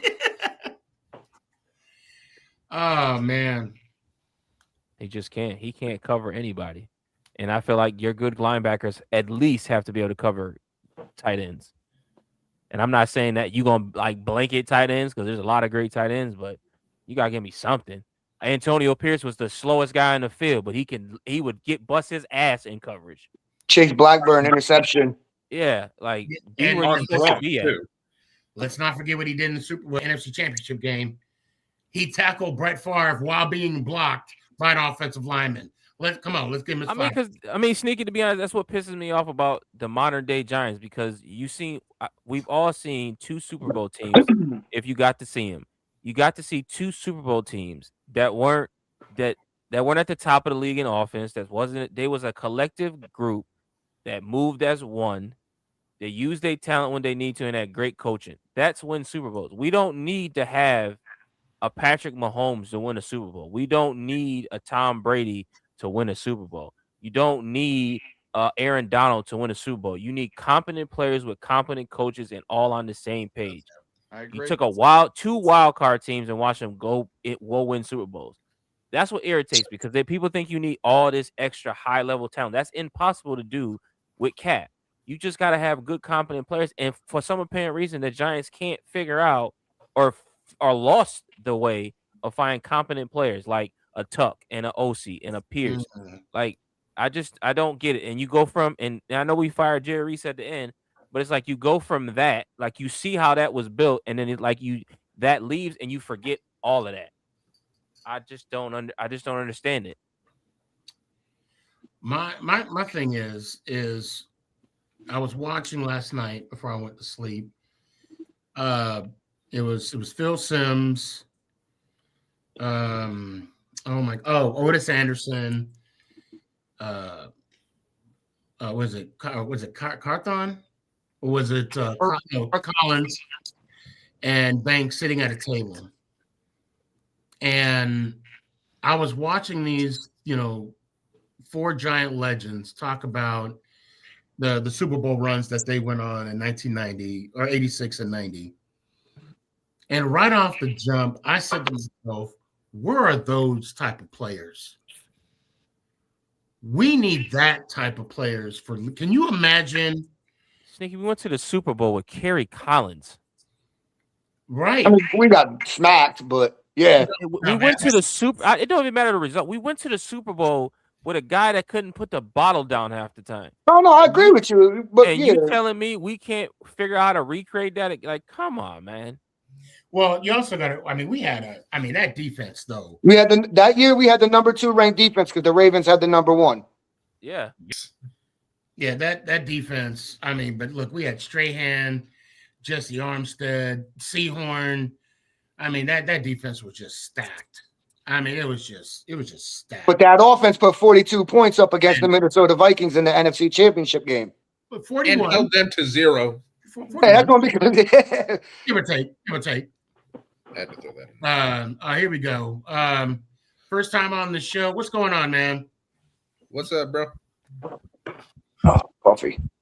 I've seen my guy Pudgy. I've seen it on IG a couple times. What's going on, boys? You guys are doing some good stuff here.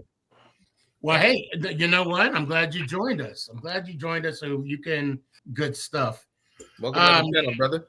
So, and I want to pick your brain real quick, if I may.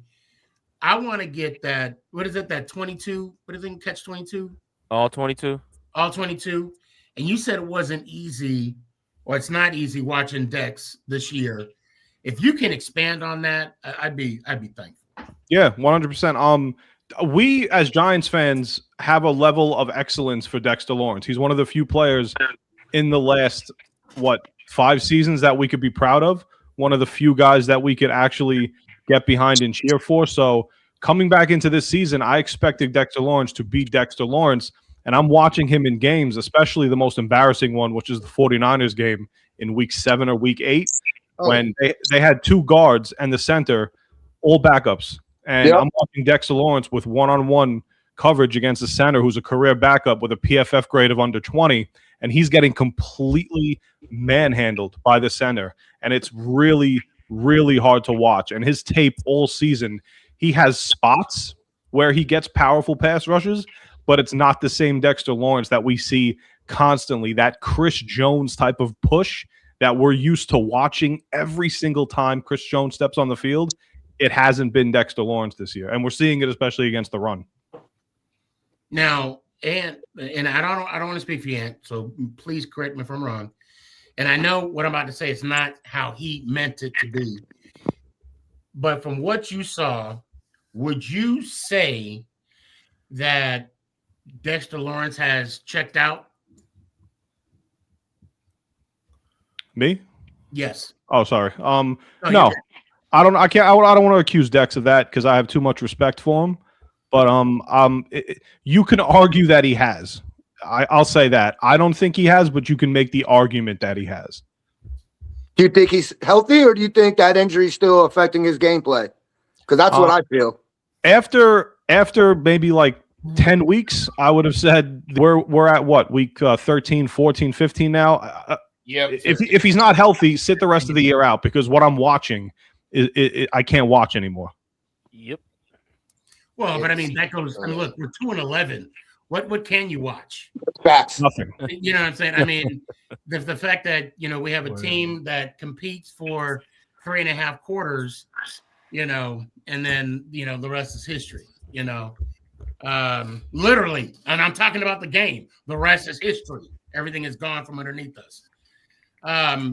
Now, moving forward, we got 4 games left. Yep. Smooth. I know you're on the right side of the force, but and what direction you think we should go from here on out? Talking about for the last 4 weeks. Yeah, last 4 games. What do you think we should do, Ant?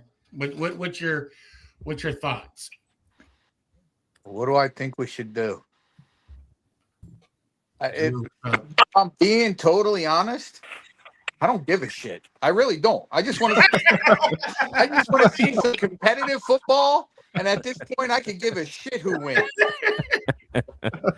I agree. Like, what's good, Drew? Don't care if we win or lose. Just want to see competitive football. I just want to see guys trying, man. Exactly. All I want for Christmas is Jalen, what do you want to see these next 4 number games? 1 overall pick? Honestly, oh, yes, the number 1 overall pick. Okay. Word. Can I speak, Drew? Thank you. Nah, I'm playing. But I do. But like I'm right there with Ant. I want to see some competitive football, and if it leads to a win or 2, great. If not, then it is what it is. How about Jalen with the balls? Like, Drew, can I talk? Thank you. Ain't that what's up with that? I'm not gonna slide behind that. Here's what I want to say, and this is being honest here. And I still don't give a shit whether we win or lose.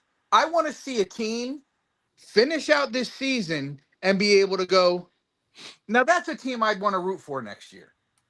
They don't necessarily have to win. I want to see them fight from the first second till there's double zeros. If they can do that, they can win or lose. I don't care.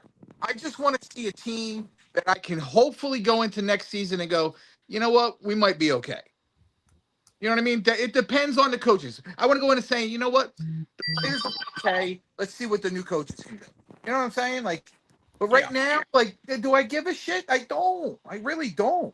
Smooth. What do you want to see these next 4 weeks? A locker room that possibly cares about football. I mean, I don't know if that's possible. I mean, I would like to have number 1 pick just because it's just more ammunition for a better coach and all that other stuff. But I'm not a tanking guy, so I definitely just don't want to go out there. Lean back real quick, Smooth. Lean back. I want everyone to realize that Smooth is in the locker room right now. Straight middle. He got past security, turned the lights on, and he's chilling in the locker room as we. I'm not gonna speak for anybody, but I appreciate your sacrifice you did for this podcast. I had to see if Mike Kafka can relive that Hard Knocks in person. So. That was bad. That was so bad. That was pretty. I mean, I just want to see I'll just listen. I'm not a tank guy. I just want to see something competitive, something on the screen that doesn't look like a laughing stock. That's all I'm gonna get bowls like Jalen had. Smooth, you had your time. Okay. Okay. I got Sneaky. I don't know if that was believable because the way Jalen did it was so smooth. No pun intended, Smooth. Pudgy, I know this is your first time on the show. Again, thanks for coming on. What do you want to see these next 4 weeks? I want to see wins, man. I mean, the schedule makers did us absolutely no favors by making these last 4 games really winnable. I was hoping at 2-4 when we beat Philly. I was looking ahead to these last 4 games as us hopefully attempting to get into the postseason, but I think I'm a little bit off on that. So I think they realistically have a shot to win 3 out of these 4 games. So I want to win. And if we wind up with the number 1 pick, I'll be happy, but I'll be a little skeptical about who's going to be making the pick. So I won't fully be able to be excited about it. Drew, these next 4 weeks, what do you want? Number 1 pick. That's what I want. I want the number 1 pick. I want a new GM. I don't think we've ever had the number 1 pick, if I'm not mistaken. Hey, Drew, do you want to trade that pick for the Indiana quarterback? Sneaky. I want to trade that pick away so bad it's not even funny. Now, listen, I get it. There's mock draft simulators, and they're not actually GMs talking and conversing. But here's what I got offered when I did the mock draft simulator. The Jets offered me pick number 7. I brought that up. Pick number 18. Pick number 38. Lose all and 4. Shut up, lose. Cowboys and Colts first-round picks next year.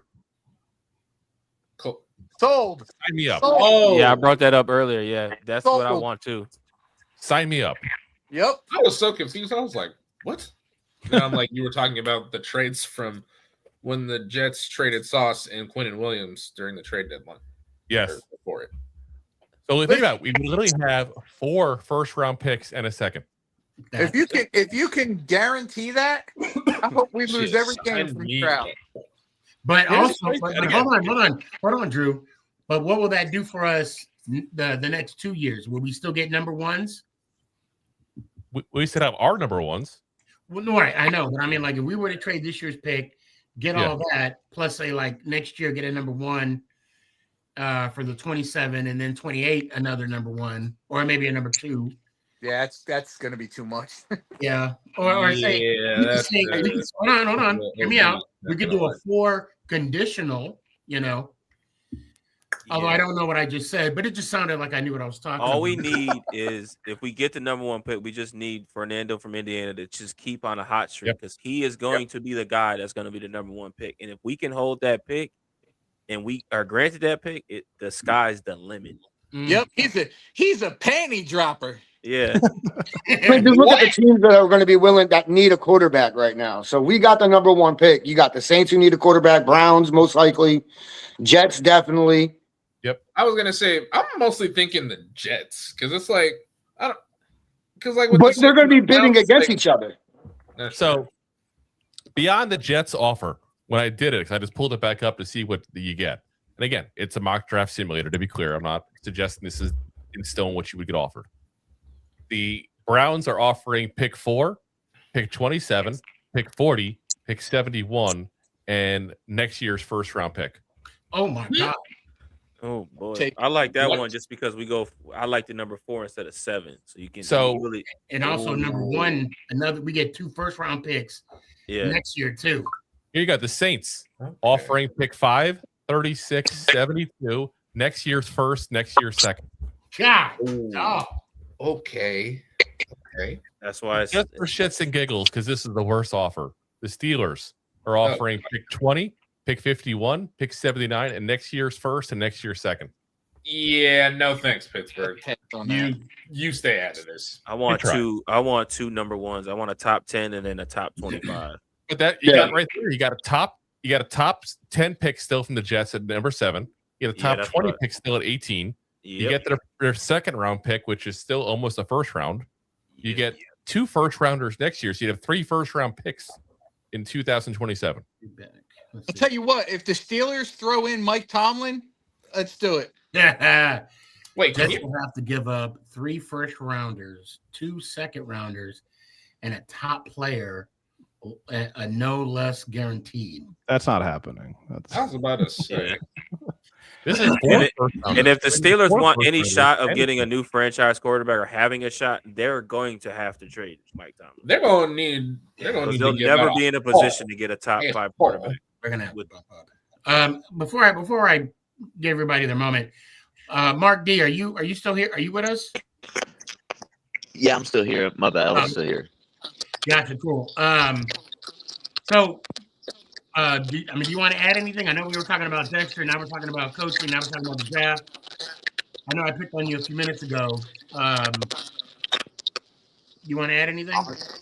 Honestly, I say we can just keep the number 1 pick. It just doesn't even really matter if we lose or win any of these games. Just keep the number 1 pick, honestly, because we can. That's valuable. That's valuable to trade, and any team's gonna come and try to trade up. So that's the move, just to trade down and get as much value as we can, because that's the move for the next couple of years. I like that. I do like the prospect of, I love the fact of not only securing this year, this draft for this year, but also the future, first year, and then even the following year having another second round, because then you have equity. You have equity that you could either make the trade or, trade for another team to gain more equity, more picks for the following year. Yeah, what I love about the idea with the Jets thing is, like I said, we have 3 first round picks in 27 in this scenario. So let's say the worst case scenario happens and Jackson Dart falls in his face in his sophomore year, because we've seen quarterbacks do it. You have 3 first round picks the next year that you can move up and get a quarterback. So you haven't hurt yourself. You haven't killed yourself. Yeah, because I'm looking at the Titans schedule. They got the Chiefs, the Niners, the Saints, and the Jaguars their last 4 games. Mm. So Okay, only one of those is actually winnable for them. Nah, I would say 2, just because when we get to the end of the season with the Jags, if they wrapped up the division, they're just trying to rest, then you can wrap that up as a W. I think we should give Russell Wilson another shot. No. That's what the WFAN guy said. Yeah, I'm all for it. He said that on national radio. Actually, you know what? That would. If you give Russell Wilson another shot, that means you tanking. I can't. No, I'd rather see Jameis Winston than that. I truly believe. I mean, if we are gonna tank, we can't make it obvious. You will see mutiny. You will see mutiny, and I'm talking like the worst scale mutiny beyond the medium Pepsi. Okay, the free medium Pepsi.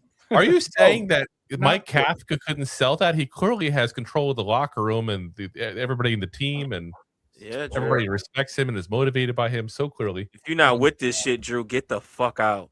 Dude, listen. I understand your comment, and I appreciate your comment. But you know, are you saying you understand the question, Sneaky? I understand the question. Matter of fact, I'm gonna ask that. You know, when wife tells me to, did you take out the trash like I asked you to? Honey, listen. I understand your question. I understand the question. Oh my god! But obviously, look, it's all on me, and we're just gonna make this better moving forward. Yeah. We're just gonna. The next time you get dinner and everybody's on a different page, you just pull the Kafka. Listen, either you with this shit or you get the fuck out. Yo, hey, Smooth. Then you gonna see me with my suitcase because I got voted off the island, and I'm gonna be moving in with you. And I'm like, all right, where am I gonna set up all this shit so I can do my podcast? Where am I going? I got you, man. You can take the other half of the man cave. I got you. Other half of the man cave. Yeah. Bet. Ever see people that curse? They feel like they don't want to curse, but they feel like they're supposed to curse in that moment. That's what I don't. It's forced. It was like the DC when he took over in that first episode. It was just fuck. I feel like I hear was fuck. Let's do this. No, but it felt forced. It wasn't like that wasn't them. They just felt like they were supposed to do that in that moment. Yeah. Now, okay, are you guys talking about the Hard Knocks life? Yeah. Yeah, the 2 episodes of Hard Knocks. I not Hard Knocks Life. We're not watching Little Orphan Annie. Oh, right. Hard Knocks. Hard Knock. All right. I'm gonna. So they already had 2 episodes. Yeah. On that. You can watch the Tracing Intelligent. Every Tuesday they put out a new episode. In episode 2, the sun will come up tomorrow. I stepped away from football from the whole bye week. I took advantage of I watched a little football on Sunday, and I just love the fact that my blood pressure wasn't popping like it has been. Now, I do want to ask, Joe, is this your first time on the show? Yes. Oh, thank you. And I hope to see you more often. Pudge. I'm always in your TikTok. That's all. You know what I'm saying? When the games are streaming and everything, me and you go back and forth. Yeah. I will not confirm nor deny what he just said. I have no I have no recollection of that. You understand the question, though. I understand your statement. I understand your statement, but I still don't understand what you just said. Pudge, thanks for coming on. I know you saw it on Instagram, and I want to ask you guys a question because this is the first time y'all on the show. Who is your favorite? And Pudge, I'll let you go first. Who is your favorite Giant all time? All time. Wait, and you can't say LT, and you better not. Don't follow up with Drew. I never got to see LT, unfortunately. I did. That's what made me fall in love with the Giants, honestly. But I'm gonna go low key, Matt Bradshaw. Okay, that's a good pick. Linebacker. All right. Well, no, running back. Running back. I'll go Jeremy Shockey for me. Shockey. Ooh, yes. Okay. You said my brand. I thought you were talking about the running back, the linebacker that got the interception, 2011 Super Bowl. That was Chase Blackburn. I knew. You know how I am with names, Jalen. Damn. That's so similar. Look, you can have big balls with Drew, but not with me. I just like the way Bradshaw played, man. You would think he was a finesse player, but he was a power back. Nope. He definitely had you fooled. Sneaky, when you talk to Tiki, tell him he owes me. You know that's Oh, been you in for conversation. Yes. You know who's you know what Giants the Giant players who his injury got killed him? David Wilson. Oh Yeah. There's a lot man. of players that injuries killed them. Yeah. Can I ask you guys a quick question about the draft? Yeah, what's up? Like one scenario that I've seen pop up that is not really circulating too much. The Rams currently hold the Falcons' first round pick from last year. So the more the Falcons keep losing, that Ram pick might turn into a possible Stafford replacement. So that's just something that just to keep our eyes open on. And what I'm saying is, do you guys have a player specifically in this draft that you'll be okay with drafting number 1 overall? No. I agree. No. Nope. As great as I think Downs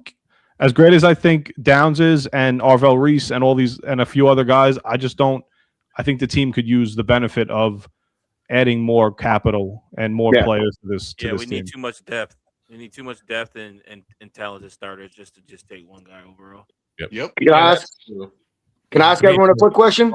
Yeah, go ahead. With the draft, with Joe Shane's history of the draft, if he was to stay on, how much faith do you have in him for this draft? 0. Yeah. -3. You know, well, go ahead. Drew, go ahead. Oh, I have as much faith in him as if I was a Pastafarian here. You know, everybody loves Spaghetti Monster God. I have confidence in his team, and I'm going off of the last 2 drafts with him. I know a lot of players. I know a lot of Giant fans. They want to criticize him for what was it, the 23 draft with Banks and whatnot, and I get that. And obviously his first draft when Thibodeau and Neal and all that. But I think I really do believe I like what Shane does, and this may be a hot take for some of you. I like what he does in the offseason, with the free agency market. On paper, we looked like we had a good defense. Injuries kind of got an effect, face that. But in the last 2 drafts, I think he did better in the last 2 drafts. So he's batting 500 with me when it comes to the draft picks. On paper, yeah. Oh wow, Dash said Joe Shane. Yep. He ain't lying. I want to ask you a question. Just a yes or no. Was that you in the backstage a few minutes ago? I'm just curious. I sent you a text. I don't know if you responded or not. But that's my answer. That's my answer. So I'll say 50-50 if that helps. And not only owning the first pick in the draft for Joe Shane, do you have faith in him picking the next head coach of this franchise as well? No, and I don't think he's going to.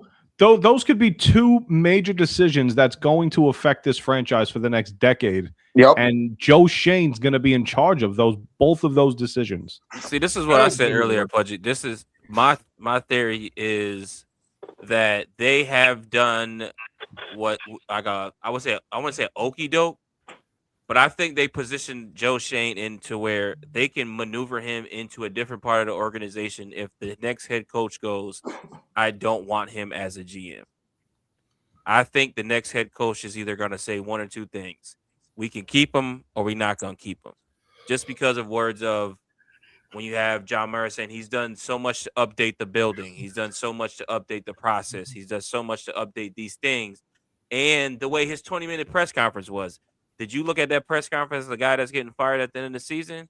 Or did you see a guy go up there that just talked to ownership and said, just go up there for 20 minutes, brush off a couple questions, and we'll take care of the rest? He wasn't even involved in firing of Dable. So it doesn't lead me to believe that he's going to hire or be inputting on hiring the next guy when they push you out the side like the last box of cereal at the top of the refrigerator to grab the good one and told you, you know what I mean? So I don't know, but you're right. I would not run him in the position to draft anybody next year because he has done anything to help us win. Well, if I'm not mistaken, I don't think he has a hand. I think he could probably have an idea of who he wants to be the head coach. If I'm not mistaken, and I got this from the panel a while back, that the Mara family is going to be.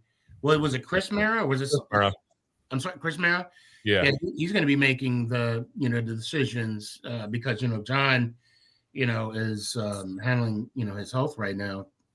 But I think I really believe that it with ownership firing Dable, that took the stress off of Shane making that decision. Although I know Shane knew that was coming, and of course Dable knew that was coming. But with the fact that Shane does not have the full gamut or the full choice or the final check mark of who this head coach is going to be, if I was Shane, I'd be a little worried. I'd be a little worried about my future. I'd be worried. Yeah, because there is a shot he does get fired still. So it's not set. Yeah. It's not set in stone. He's going to be. That's obviously. However, the fact that ownership is tired of paying people that aren't in the building anymore. Because they still got to pay Dable, they still got to pay Bowen, they still got to pay Brian Cox. Just because they terminate them, they still owe them money on their contracts. What about Cox? Depending on what happened to that plane incident, they can get him for detriment to the team conduct. I don't know how far that plane issue went. But how true is that? And how you're right. How much of a emphasis was that, or embellishment, if you will, of a story? You know what it is? I just remember Cox the player, and he was a crazy bastard. Yeah. Oh, so I wouldn't put anything past him as even pushing 60 now. Right. Well, if they find a way to, to not pay him, I'm sure that they'll find the way. But I just can't see them not paying Shane for another year. And and Smooth, to your point, where they might manipulate him to work, as say like an advisor to ownership. Not so much the GM or VP, but a type of front office position to where ownership dictates if he stays or not, and not the new GM. That would be that. From what you're saying, that's going to be an interesting play. Yeah, because your candidate dictates anything. If somebody comes in there and blows the doors off an interview, and they really want him, and his stipulation saying, "Hey, I don't want Joe Schoen," they're gonna cut Joe Schoen. It is what it is. Yep. Yeah, you can't promote him, obviously, and you're not going to demote him. But also look at it like this too: if a coach comes in with no stability, meaning I have a 1-year GM, is Shane going to get extended? Is Shane going to, last the following year? Is Shane going to make it until next opening game or training camp or hell, the draft? What's my job? And maybe that's probably why Chris Mara is assisting in the hiring process, because of the fact that Shane may not be there towards the end of the season. So in my eyes, Joe Schoen hasn't done nothing to secure his job at all. If anything, he's done more to hurt himself. And on top of that, we've seen this play before with Gettleman. You fired a couple head coaches under him, and it didn't change. So yeah, something if to they keep Joe Schoen, they're going to give him a 2-year extension. So something to Sneaky's point earlier about Joe Schoen over the last 2 seasons. Something that can't be denied is the fact that Joe Schoen, if he leaves after this year, will set up the next regime a lot better than it was set up for when he took over for Gettleman. Yep. Oh yeah. Giving the next regime is going to have a franchise quarterback in place. Over the next 2 to 3 seasons, the Giants' cap situation is really clean, and they have a lot of money available. That was not the case when Joe Schoen took over. He had to go through hurdles, and I think the worst thing that happened was them getting to the playoffs in 22. That's what I hope to happen. I hope to have Joe Schoen. We get the number 1 pick. We let Joe go with Joe Schoen. We have the cap, and then we just go into the off season with all guns blazing because we haven't had that in at least over a decade. Now I do got to end the show, but to your point, Pudge, maybe that itself is what's saving Shane. Yeah. This year, maybe. Oh yeah, he's definitely the cap guy. He can definitely get your cap under cap, and that's because, no cap. I mean, we were to look at Gettleman and how Gettleman left us with the way he wrote the blank check that we couldn't cash. I mean, I'm talking like Galladay, Rudolph, all these other, of course, KT. I mean, hope he's doing good on his album. The fact that you're right, you speak facts. Shane is putting the next GM in a hell of a lot better situation for the new regime than he was given, because he had to make some cuts that hurt the franchise, that set the franchise back. But he had to do that because he had to keep Galladay for a year. Yep. And still all that money for one touchdown. That was a great catch, though. That was an empty catch in a meaningless game. The pass wasn't too bad either. The pass Dave, that's our future offensive coordinator that threw that pass. That's one more touchdown than Jalen Hyatt has. I'm just saying, one more touchdown than Jalen Hyatt. Yeah, that's that. Wow, you know that you say that Thomas has more TD passes. Yes. Than man, and I guess he has the same number of touchdown catches as Kenny Galladay. And more than Jalen Hyatt. That's actually. And I'm a Hyatt guy. You know, I've been trying to hype him up all season. But I'm telling you, he's going to be next year working as a bellhop in his family business. If we ain't talking about a hotel, I don't know who you're talking about. Jalen. So being at that, it's Pudge and Joseph's first time on the show. I want you to set the bar. You're going to set the example. All right. Okay. All right. Go ahead and. Give me your final thoughts. All right. Well, I mean, it was pretty enjoyable to watch football without my blood pressure rising this past weekend. But let me turn my camera on. But I'm glad that the Giants are back this weekend. We're back home, fresh off the bye. From what I saw in the injury report, Thibodeau's still going to be out, but I don't really think that'll matter too much considering Washington has not been playing well this season. So when I see it, it's like maybe we could take advantage of that. And honestly, we walk out this weekend with a W. Great. If we don't, it is what it is. I'm just hoping for some competitive football, which is something that this team has been missing for a long time. Well, on a consistent basis anyway. All right, fam. Let me hear it one time. Let's go Giants. Ow! Appreciate you, fam. Appreciate you. I'm sorry, I'm trying to multitask here. There we go. Smooth, what you got, man? You said me? Yeah, go ahead, Smooth. Well, if you want to be all up in the videos, come to death row. Joking. Don't ruin it. I didn't finish watching the whole thing. I haven't watched it yet. I just want to see a competitive football game, man. Losing and winning at this point means nothing because we ain't playing for nothing. So I would hope that we would see a better product on the field. That's it. If we go in the offseason with the number one pick, the cap, on in trying to get a new coach and GM, it's a bright future out there. We haven't had that in a while. So I pray every day that that's what we get.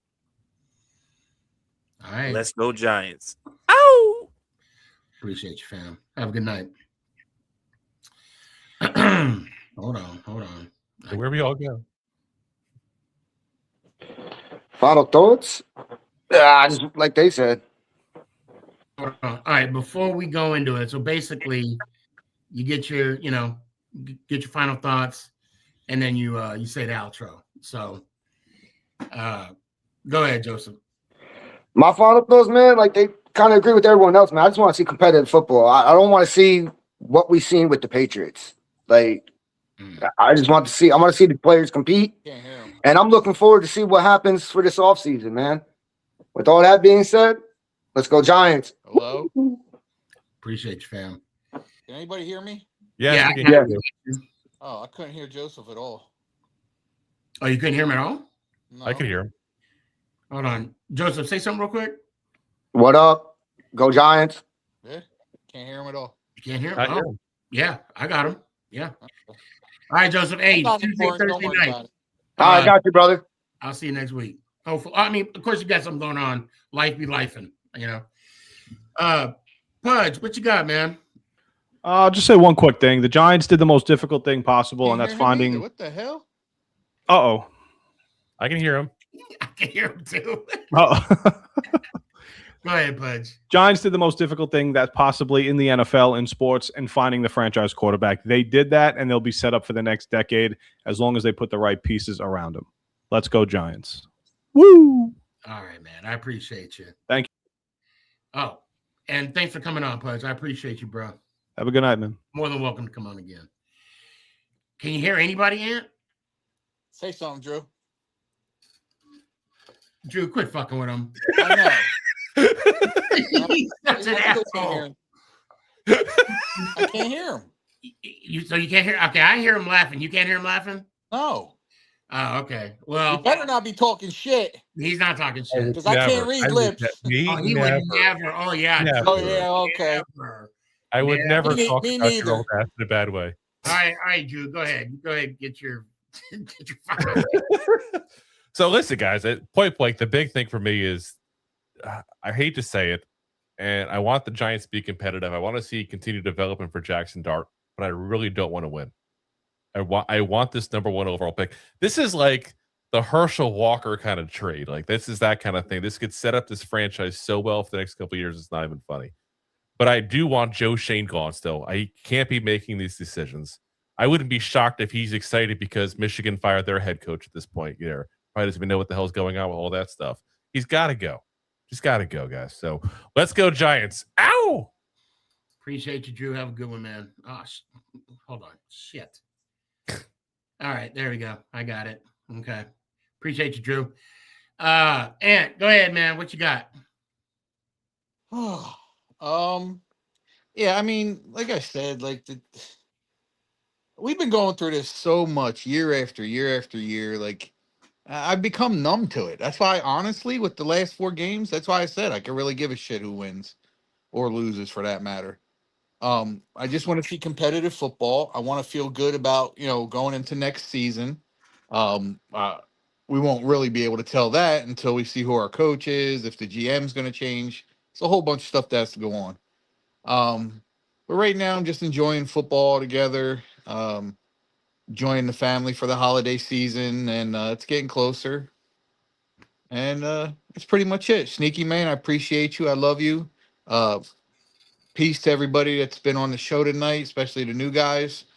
And see you guys next time. Let's go Giants. Ow. Appreciate you, Ant. Love Love you, you. bro. Have a good one. Guys, great show tonight. I want to thank the panel for coming on. Had a really good conversation, really good debate. I mean, for me, you play to win the game. Bottom line. Do I want the first overall pick? Of course. Of course I do. I can't hear him.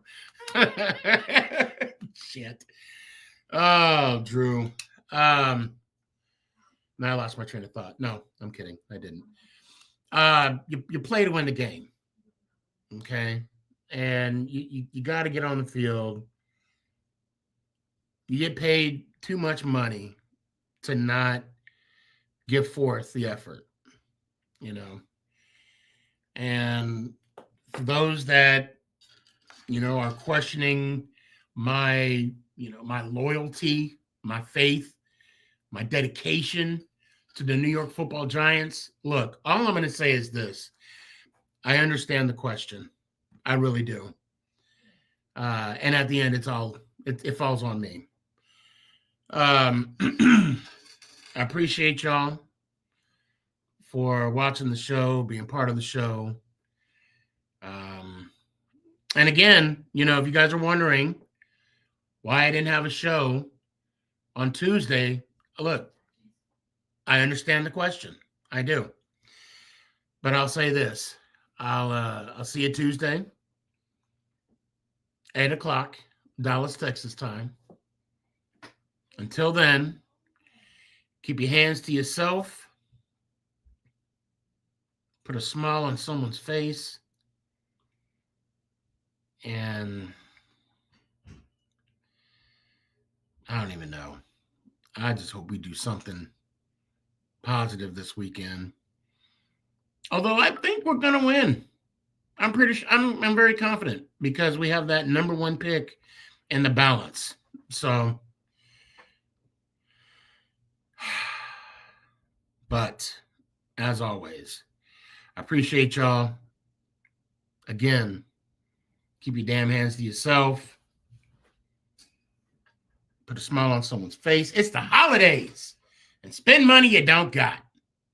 Let's go, Giants. Ow! Is this thing on? It's your boy Stefan, a.k.a. Sneakyg. Yeah.